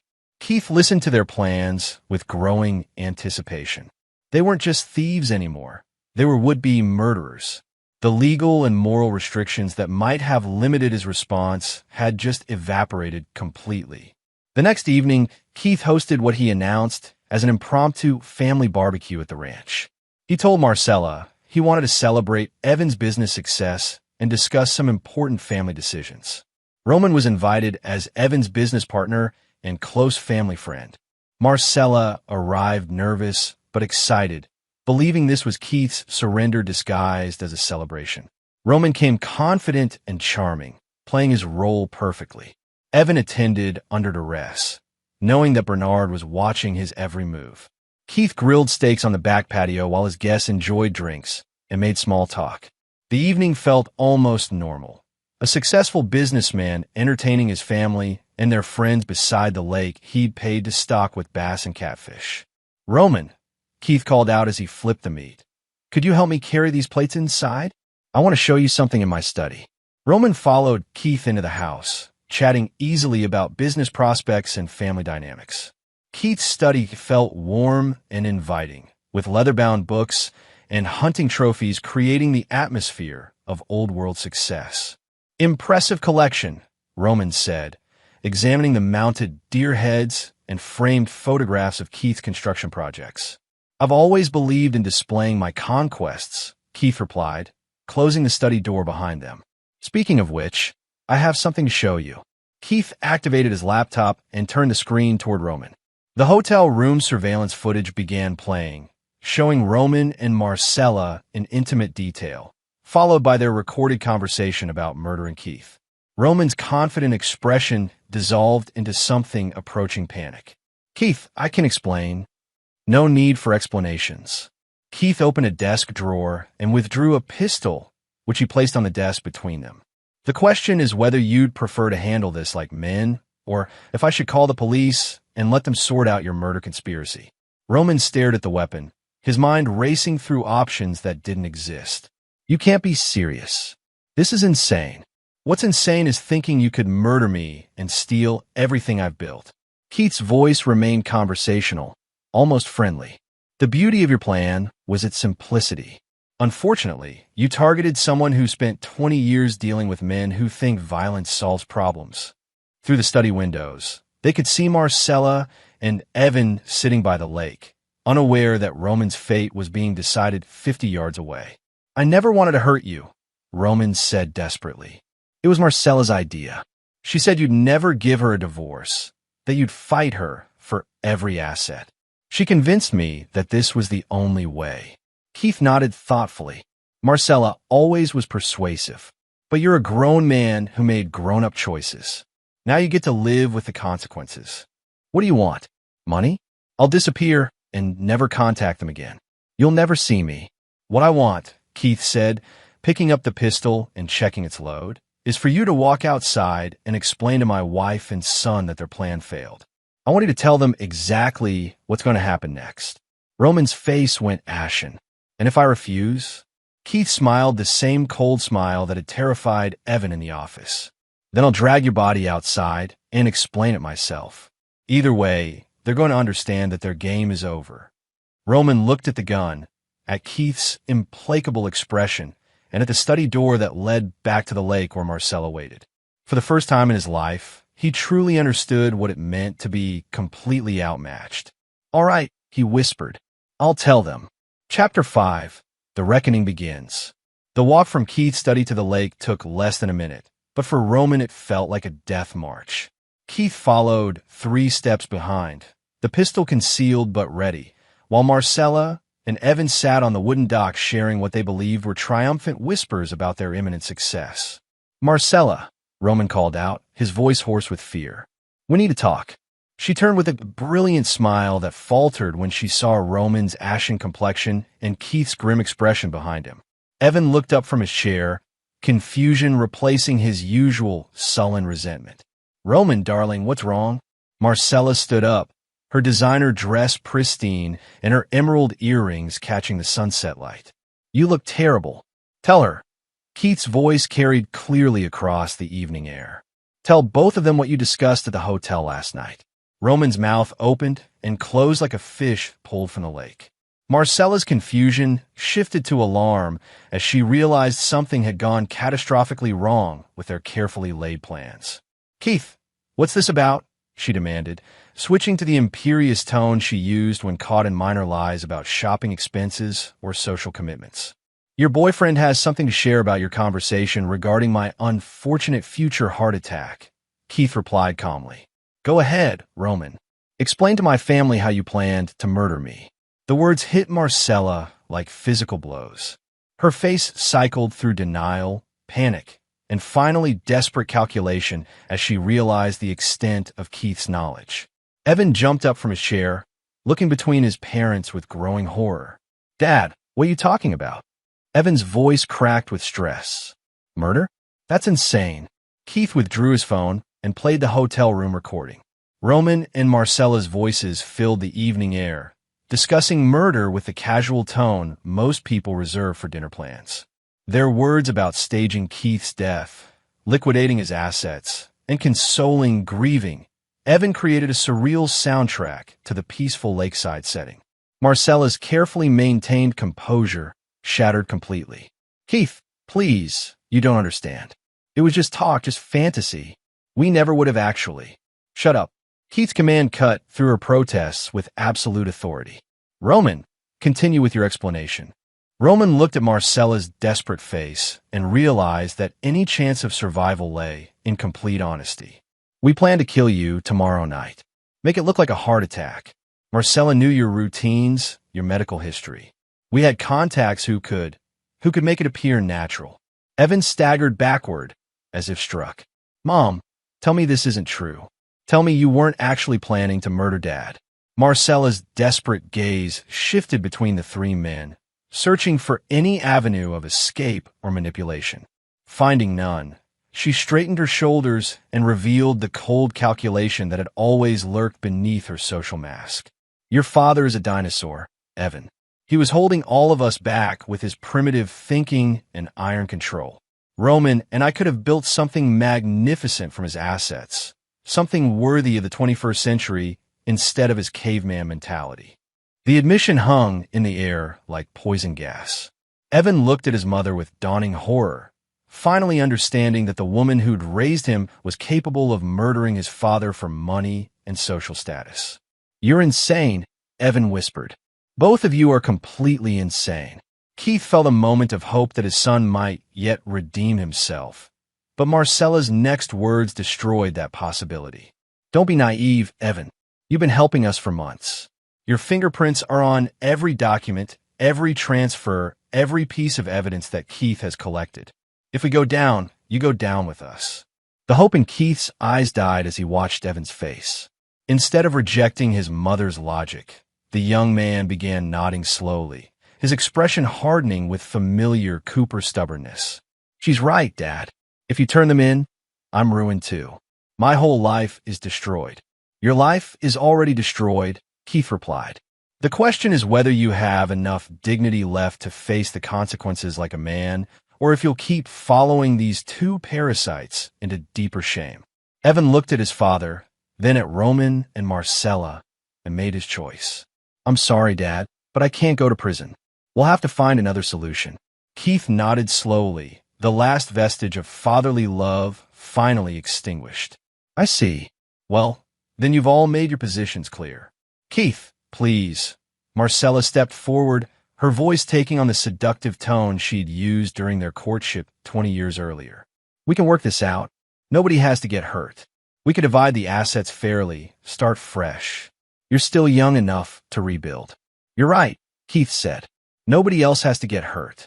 The emphasis on else wasn't lost on any of them.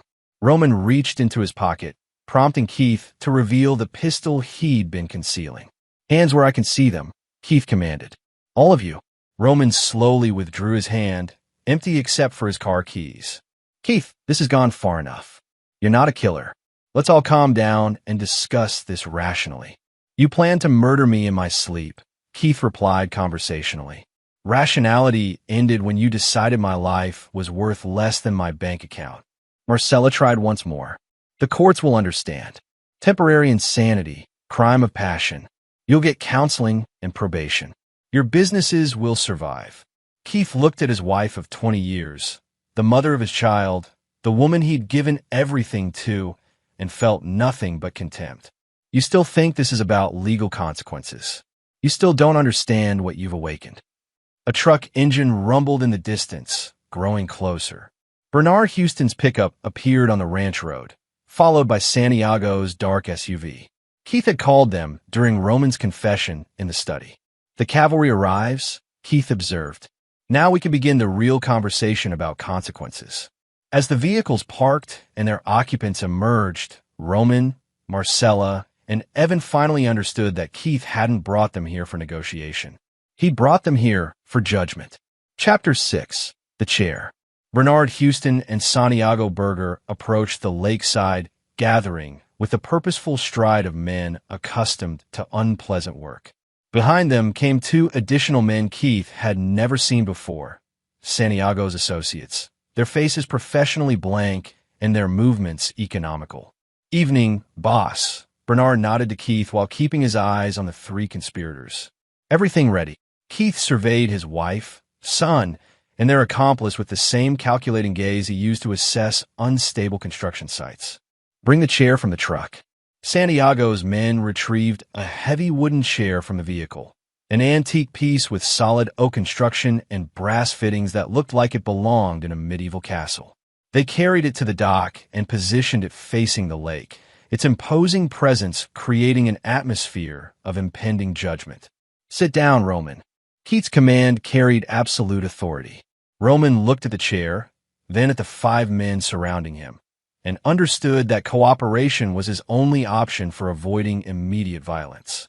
He settled into the seat, his hands gripping the armrests with white-knuckle intensity. This chair belonged to my grandfather, Keith explained conversationally. He used it when he needed to have serious conversations with men who'd crossed him. It survived longer than most of the people who sat in it. Marcella's voice came out as a desperate whisper. Keith, please, this is madness. Think about what you're doing. I am thinking, very clearly. Keith positioned himself directly in front of Roman.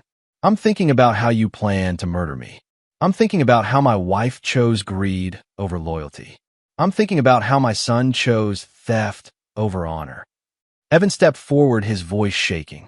Dad, we can still fix this. Nobody has to get hurt. We'll leave town, disappear, never bother you again. Keith's laugh was harsh and humorless. Fix this? Son, you helped plan my murder. There's no fixing that level of betrayal. Bernard moved to stand behind Roman's chair, his massive hands resting on the wooden back. Santiago positioned himself to Keith's right, while his associates flanked Marcella and Evan. Roman, Keith continued, I want you to explain to everyone here exactly how you plan to kill me. Every detail. Roman's voice emerged as barely more than a whisper. Digitalis, injected into your nighttime bourbon, would cause cardiac arrest that looked completely natural for a man your age. And after I was dead, Marcella would inherit everything as your wife. Evan would manage the businesses as your son and heir. I would help them modernize your operations. Keith nodded thoughtfully. A thorough plan, well-researched, almost professional in its scope. He paused, studying Roman's terrified face. Unfortunately, you made one crucial mistake. What mistake? You assumed I was the kind of man who could be murdered quietly. Keith's voice dropped to a growl. You assumed wrong. Without warning, Keith drove his fist into Roman's stomach with the force of a sledgehammer. The younger man doubled over, gasping for air, his body convulsing as he fought to breathe. "Dad, stop!" Evan lurched forward, but Santiago's associates restrained him with professional efficiency. Keith grabbed Roman by the hair and pulled his head back to face level. "That was for plotting my murder. We're just getting started." The next punch caught Roman across the jaw with a wet cracking sound that made Marcella scream, and Evan struggled harder against his captors. Blood flowed from Roman's mouth as he slumped in the chair, barely conscious. "Keith, please." Marcella's voice cracked with hysteria. "I'll do anything you want. I'll sign any papers, give you any assets, submit to any punishment. Just stop this." Keith turned to his wife with eyes that held no trace of the man who'd once promised to love and protect her. "You want to make a deal? Fine. Watch me break every bone in your boyfriend's body, and I'll consider letting you keep your life." "You can't be serious." The sound of Roman's ribs cracking under the chair interrupted her protest. Keith had driven his knee into the man's chest with the force of a battering ram, and something vital had given way under the impact. Roman's scream echoed across the lake, sending waterfowl erupting from the reeds in panicked flight. He tried to curl up in the chair, but Bernard's hands held him upright with inexorable strength. "I heard my ribs crack under the chair," Keith said to himself, as if testing how the word sounded. "Yes, that has a nice ring to it." Evan was crying now, tears streaming down his face as he watched his father systematically destroy the man he'd considered a friend and business partner. "Dad, this isn't you. You're not a killer." Keith paused in his assault to study his son's face. "You're right. I'm not a killer. I'm something much worse. I'm a man who's been betrayed by his own family." He turned back to Roman, who was struggling to breathe through what were clearly several broken ribs. "The beauty of your plan was its simplicity. Unfortunately, my response is even simpler." Keith's next blow was carefully calculated, enough force to cause excruciating pain without causing immediate death. Roman's left arm bent at an unnatural angle as the bone snapped under Keith's grip. "Keith, stop this." Marcella's voice had risen to a shriek. "You've made your point. We understand. We're sorry." "Sorry?" Keith looked at her with genuine curiosity. "You plan to murder me and steal everything I've built, and you think sorry covers that debt?" He returned his attention to Roman, who was now semi-conscious and bleeding from multiple wounds. "The difference between us, Roman, is that when I hurt someone, they stay hurt." The final blow was delivered with surgical precision, Keith's fist connecting with Roman's temple in exactly the spot that would cause maximum brain trauma without immediate death. Roman's body went limp in the chair, his breathing shallow and labored. "Is he dead?" Santiago asked with professional interest. Keith checked Roman's pulse. "Not yet, but he will be shortly. Internal bleeding, brain trauma, multiple fractures. Even if we called an ambulance right now, he wouldn't survive the trip to the hospital." Marcella stared at her dying lover with horror-stricken eyes. "You murdered him. You actually murdered him." "No," Keith corrected. "I executed him. There's a difference." Chapter 7. The Hospital. Keith's call to 911 came exactly 12 minutes after Roman's last breath. Calculated timing that would allow paramedics to attempt resuscitation while ensuring that the attempt would fail. When the ambulance arrived, Keith played the role of concerned family friend perfectly, explaining that Roman had suffered some kind of sudden medical emergency during their lakeside barbecue. "He just collapsed," Keith told the lead paramedic, his voice heavy with false concern. "Started convulsing, then stopped breathing. We tried CPR, but..." The paramedics worked frantically over Roman's body, but 20 minutes of advanced life support couldn't overcome the systematic internal damage Keith had inflicted. Roman Cook was pronounced dead at 9:47 p.m., cause of death listed as cardiac arrest pending autopsy. At the hospital, Keith sat in the waiting room with Marcella and Evan, maintaining the facade of a grieving family friend while his wife and son struggled with the psychological trauma of watching someone die violently. Other families moved through the sterile corridors dealing with their own medical emergencies, unaware that one of their fellow visitors was a methodical killer. "Mr. Cooper," A young doctor approached their group, her expression professionally sympathetic. "I'm Dr. Alicia Chambers. I'm sorry for your loss." Keith stood and shook her hand with appropriate solemnity. "Thank you, doctor. Roman was like family to us. Is there anything you can tell us about what happened?" Dr. Chambers glanced at her chart.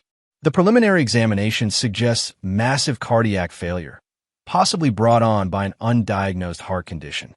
We'll know more after the autopsy, but sometimes young people have genetic abnormalities that don't manifest until they're under extreme stress. Stress. Marcella's voice came out as a strangled whisper. Physical or emotional trauma can trigger cardiac events in susceptible individuals. The doctor explained kindly. Had Mr. Cook been experiencing any unusual pressure lately? Work stress, relationship problems, financial difficulties? Keith answered before Marcella could speak. Roman was excited about a new business venture. Maybe too excited. He'd been pushing himself pretty hard the last few weeks. Dr. Chambers nodded. Overwork is more dangerous than people realize, especially for young men who think they're invincible. She handed Keith a business card.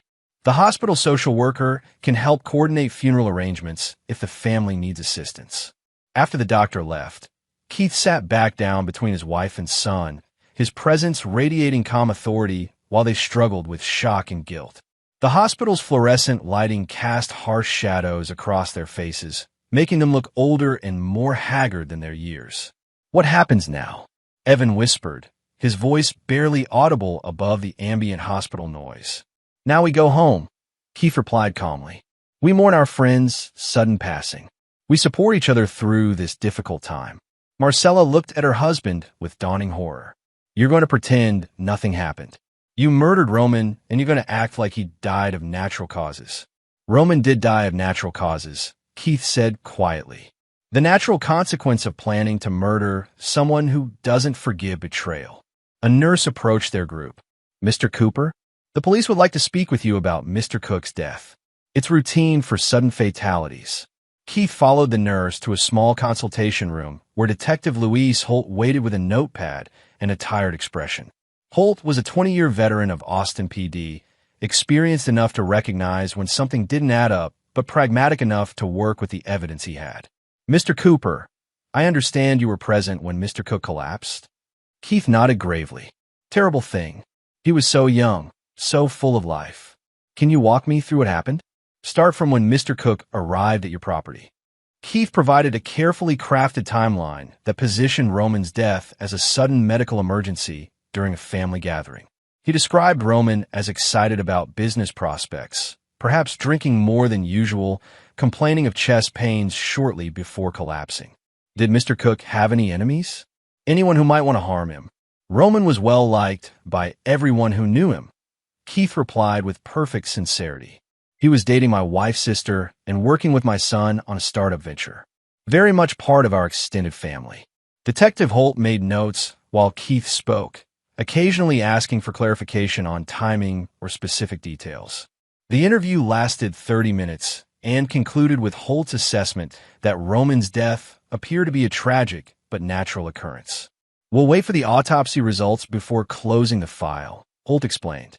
"But unless something unexpected turns up, this looks like a young man who pushed himself too hard and paid the ultimate price."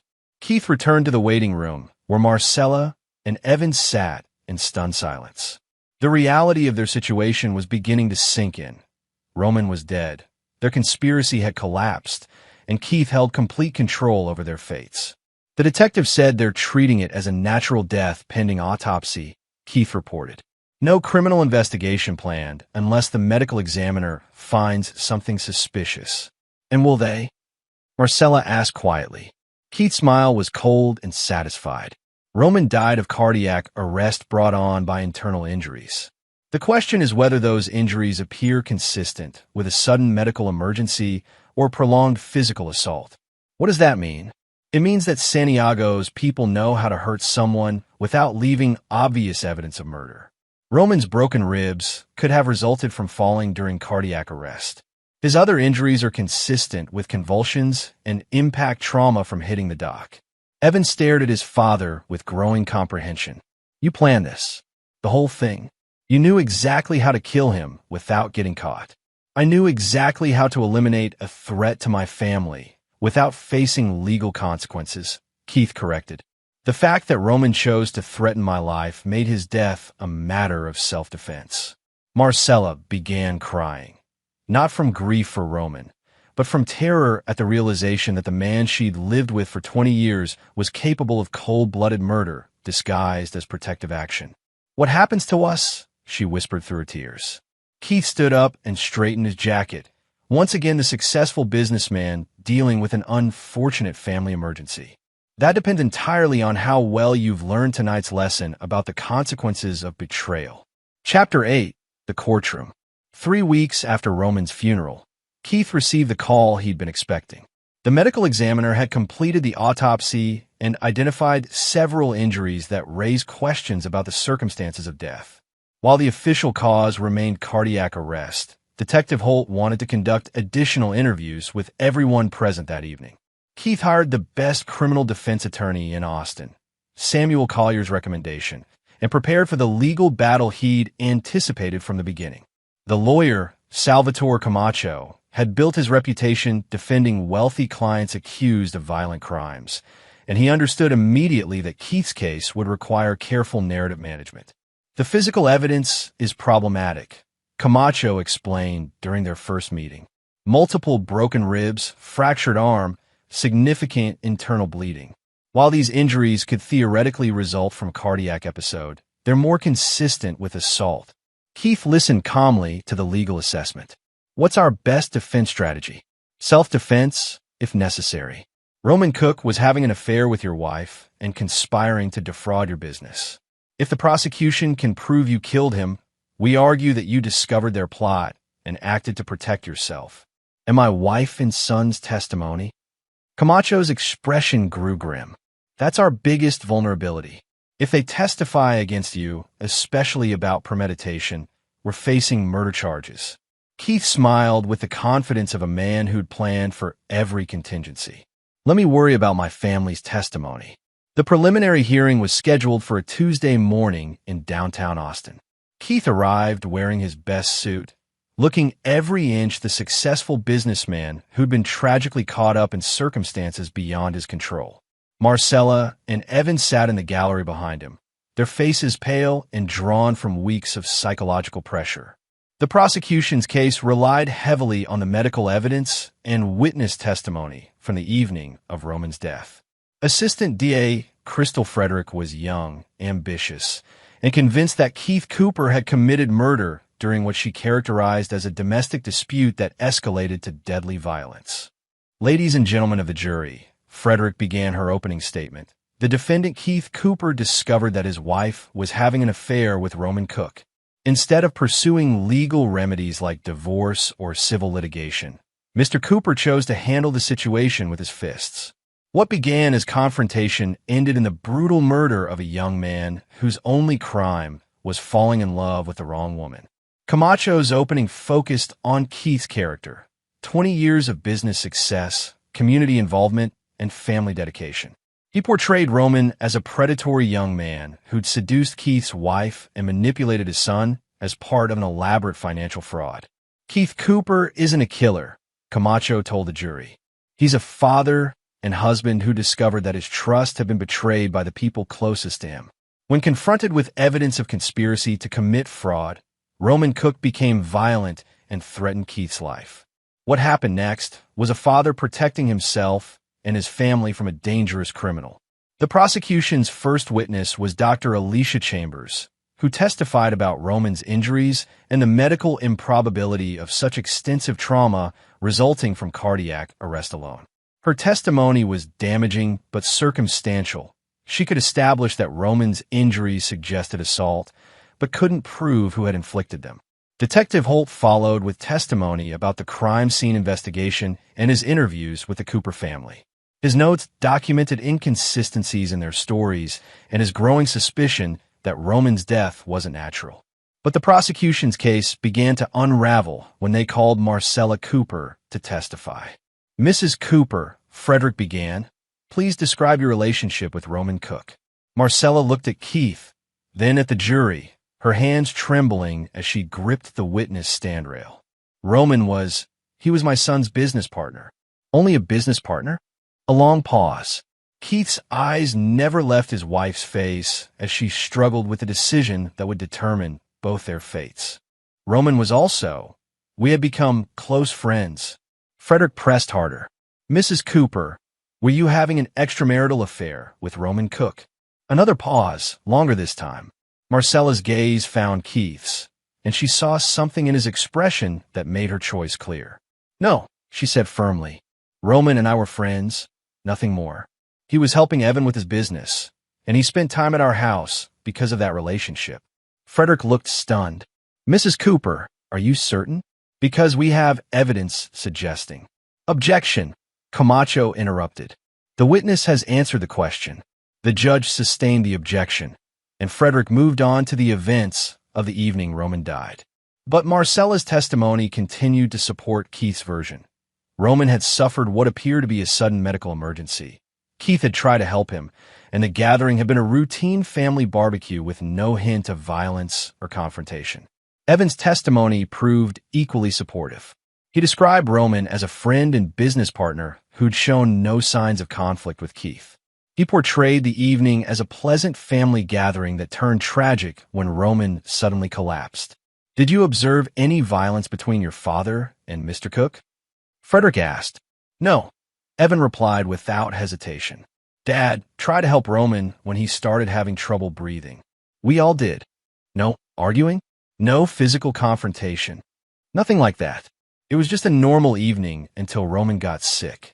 Frederick's case collapsed over the next 2 days as witness after witness, all of whom Keith had either influenced or intimidated, testified to his good character and Roman's sudden medical emergency. The prosecution couldn't produce a single witness willing to describe Keith as violent or Roman's death as anything other than a tragic natural occurrence. When Camacho presented Keith's defense, he focused on character witnesses from the construction industry who described Keith as a fair but firm businessman who'd never been known for violence. He produced business records showing that Keith's companies were financially healthy, undermining any motive for killing Roman to prevent fraud. Most importantly, Camacho presented Keith himself as a witness. Mr. Cooper, his lawyer began, did you kill Roman Cook?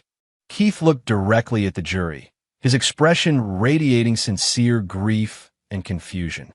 Absolutely not. Roman was like a son to me. His death was a tragedy that's devastated our entire family. Did you ever suspect that Mr. Cook was involved in fraudulent activity regarding your business? Never. Roman was bright, ambitious, full of good ideas. I was proud to support his business ventures with Evan. In your relationship with your wife, were you aware of any inappropriate relationship between her and Mr. Cook? Keith's performance was masterful, a man struggling with painful questions while maintaining his dignity and love for his family. Marcella and Roman were friends. She enjoyed having young people around the house. There was nothing inappropriate about their relationship. The jury deliberated for less than 4 hours before returning with a not guilty verdict. As Keith walked out of the courthouse a free man, he paused on the steps to address the gathered media. Marcella and Evan flanked him, playing their roles as the grieving family that had been put through additional trauma by an overzealous prosecution. We're grateful that the jury saw through the prosecution's attempts to criminalize tragedy, Keith said, his arm around Marcella's shoulders. Roman Cook was a fine young man who died too young. Our family will continue to mourn his loss while rebuilding our lives. That evening, Keith sat in his study with a glass of bourbon, reviewing the legal documents that would formalize his family's new understanding. Marcella and Evan had signed comprehensive confessions detailing their conspiracy with Roman, along with agreements transferring all their assets to Keith's control. They would remain in Austin, living in the ranch house under Keith's supervision, their every movement monitored by Santiago's security team. They would maintain the facade of a loving family, while serving as living reminders of the consequences of betrayal. Keith had won completely, legally, financially, and psychologically. His enemies were dead or broken, his assets were secure, and his reputation remained intact. The price had been his family's souls. But Keith Cooper had never been a man who regretted necessary sacrifices. Chapter 9. The X-Rays. 6 months after the trial, Keith's dominance over his family had crystallized into a routine of psychological control that made their ranch house feel more like a minimum security prison. Marcella moved through her days like a ghost, maintaining appearances for neighbors and business associates while living under constant surveillance. Evan worked at Cooper Construction under Bernard's direct supervision, his every decision subject to Keith's approval, his future permanently tethered to his father's mercy. The final act of Keith's revenge began with a phone call from Dr. Chambers at Austin General Hospital. "Mr. Cooper, we've had an unusual development regarding Roman Cook's case. During a routine review of old files, we discovered some X-rays that were taken but never properly filed with his autopsy report." Keith felt a cold satisfaction settle in his chest. "What do the X-rays show, doctor?" "Multiple fractures consistent with blunt force trauma, inflicted at least an hour before death. The bone displacement pattern suggests systematic assault rather than accidental injury during cardiac arrest." "That sounds serious." "It is serious, Mr. Cooper. These X-rays would have changed the medical examiner's initial findings significantly. They clearly indicate that Roman Cook was murdered." Keith arranged to collect the X-rays personally, ostensibly to deliver them to the police as a concerned citizen who wanted justice for his friend. But his real purpose was to possess the physical evidence that could destroy him, and use it to complete his psychological domination of his family. That evening, Keith called a family meeting in his study. Marcella and Evan took their usual seats across from his desk, their faces showing the resigned wariness of people who'd learned to fear these gatherings. "I have something to show you," Keith said, spreading the X-rays across his desk under the bright lamp. "Roman's final gift to our family." The images were stark and undeniable. Dozens of fractures in Roman's ribs, arms, and spine, each break clearly showing the force and direction of impact. Even to untrained eyes, the pattern told an obvious story of prolonged, systematic violence. Marcella stared at the X-rays with horror. "Keith, what are these?" "Evidence of murder. Proof that Roman Cook was beaten to death by someone who knew exactly how to inflict maximum damage." Keith's voice remained conversational, almost educational. "The hospital found them during a file review. They're about to be turned over to the police." Evan's face went white. "Dad, if these get out, I'll be arrested for murder, tried again, and almost certainly convicted." Keith nodded calmly. "These X-rays would have prevented my acquittal if they'd been available during the trial." Marcella's voice came out as a whisper. "What are you going to do?" Keith picked up one of the X-ray films and held it to the light, studying the fracture patterns with professional interest. "That depends entirely on my family's continued cooperation. You want us to help you destroy evidence. I want you to understand that your fates are permanently linked to mine." Keith set down the X-ray and fixed them both with his implacable stare. "If these X-rays surface, I'm convicted of murder. But before I go to prison, I'll ensure that both of you are charged as accessories and co-conspirators." "That's impossible," Evan protested. "We testified in your defense." "You committed perjury in my defense," Keith corrected. "You lied under oath to help a murderer escape justice. When I'm convicted, both of your testimonies become evidence of criminal conspiracy. You'll face charges for obstruction, perjury, and accessory after the fact." The legal implications settled over them like a suffocating blanket. Keith had structured their complicity so thoroughly that they couldn't expose him without destroying themselves. "But there's another option," Keith continued, opening his desk drawer to reveal the signed confessions from months earlier. "These documents detail your conspiracy with Roman, including your knowledge of his plan to murder me. If the X-rays surface, I'll claim self-defense again, but this time I'll have written proof that Roman was planning to kill me." Marcella realized the trap's full dimensions. "You'll use our confessions to justify murdering Roman. I'll use your confessions to prove that I killed Roman to prevent my own murder. Perfect self-defense, supported by written documentation of the threat to my life." Keith's smile was coldly triumphant. The same evidence that proves your guilt becomes proof of my innocence. Evan looked at the X-rays, then at his father, finally understanding the scope of Keith's planning. You wanted the X-rays to surface. You've been waiting for this moment. I prepared for this moment, Keith corrected. The difference between successful men and failures is that successful men plan for every contingency. Keith walked to his safe and withdrew a manila envelope containing copies of all the X-rays. Tomorrow morning, I'm delivering these to Detective Holt with a cover letter explaining that I recently remembered some details about Roman's behavior that evening. His agitation, his threats, his attempt to attack me when I confronted him about the fraud. You're going to frame this as self-defense? I'm going to present the truth in proper context.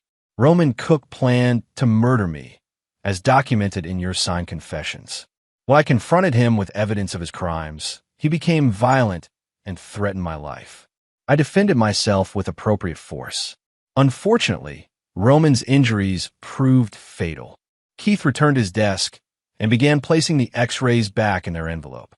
The beauty of this situation is that justice will finally be served. Roman's murder will be solved, but the killer will be legally justified in his actions. Marcella struggled to find words for the magnitude of Keith's manipulation. You're going to get away with murder by using our own crimes against us. I'm going to get away with justified homicide by presenting the complete facts of Roman's conspiracy. Keith sealed the envelope with deliberate care, facts that you helpfully documented in writing. And if we refuse to support your story? Keith's expression hardened into something genuinely terrifying. Then I'll tell Detective Holt that you've been threatening to falsify evidence against me, that you're attempting to frame me for murder to cover up your own crimes. Your signed confessions will support that narrative perfectly. The room fell silent except for the ticking of Keith's antique clock. Marcella and Evan sat trapped between impossible choices, finally understanding that Keith had anticipated and prepared for every possible response to his actions. What do you want from us?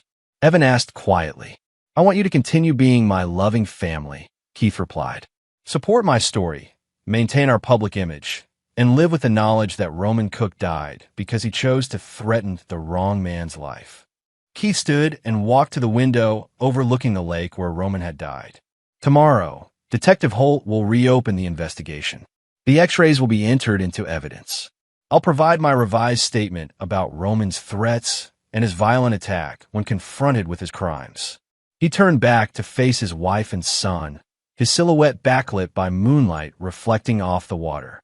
And when the investigation concludes that Roman Cook's death was justified homicide committed in self-defense, our family will finally be able to move on from this tragedy. Together, Marcella began crying, not from grief or fear, but from the crushing realization that Keith had engineered a perfect psychological prison from which there was no escape. Every choice led back to him.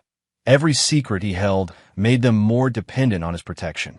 I heard my ribs crack under the chair, Keith said softly, rehearsing the words he would speak to Detective Holt. The ER called my wife and son. They said he had it coming. Even after, he may not survive. They never showed in court. The X-rays made their hands shake. Then I walked into court with the X-rays. The narrative was perfect. Keith as the victim of a murder plot, defending himself against a violent conspirator, supported by his family despite their initial shock at Roman's crimes. The X-rays that should have convicted him would instead vindicate him completely. Keith Cooper had transformed evidence of his guilt into proof of his innocence, turned his victims into accomplices, and emerged from scandal stronger than before. As he prepared for bed that night, Keith reflected on the completeness of his victory. Roman was dead. Marcella and Evan were broken and controlled. His business empire remained intact. His reputation had survived investigation and trial.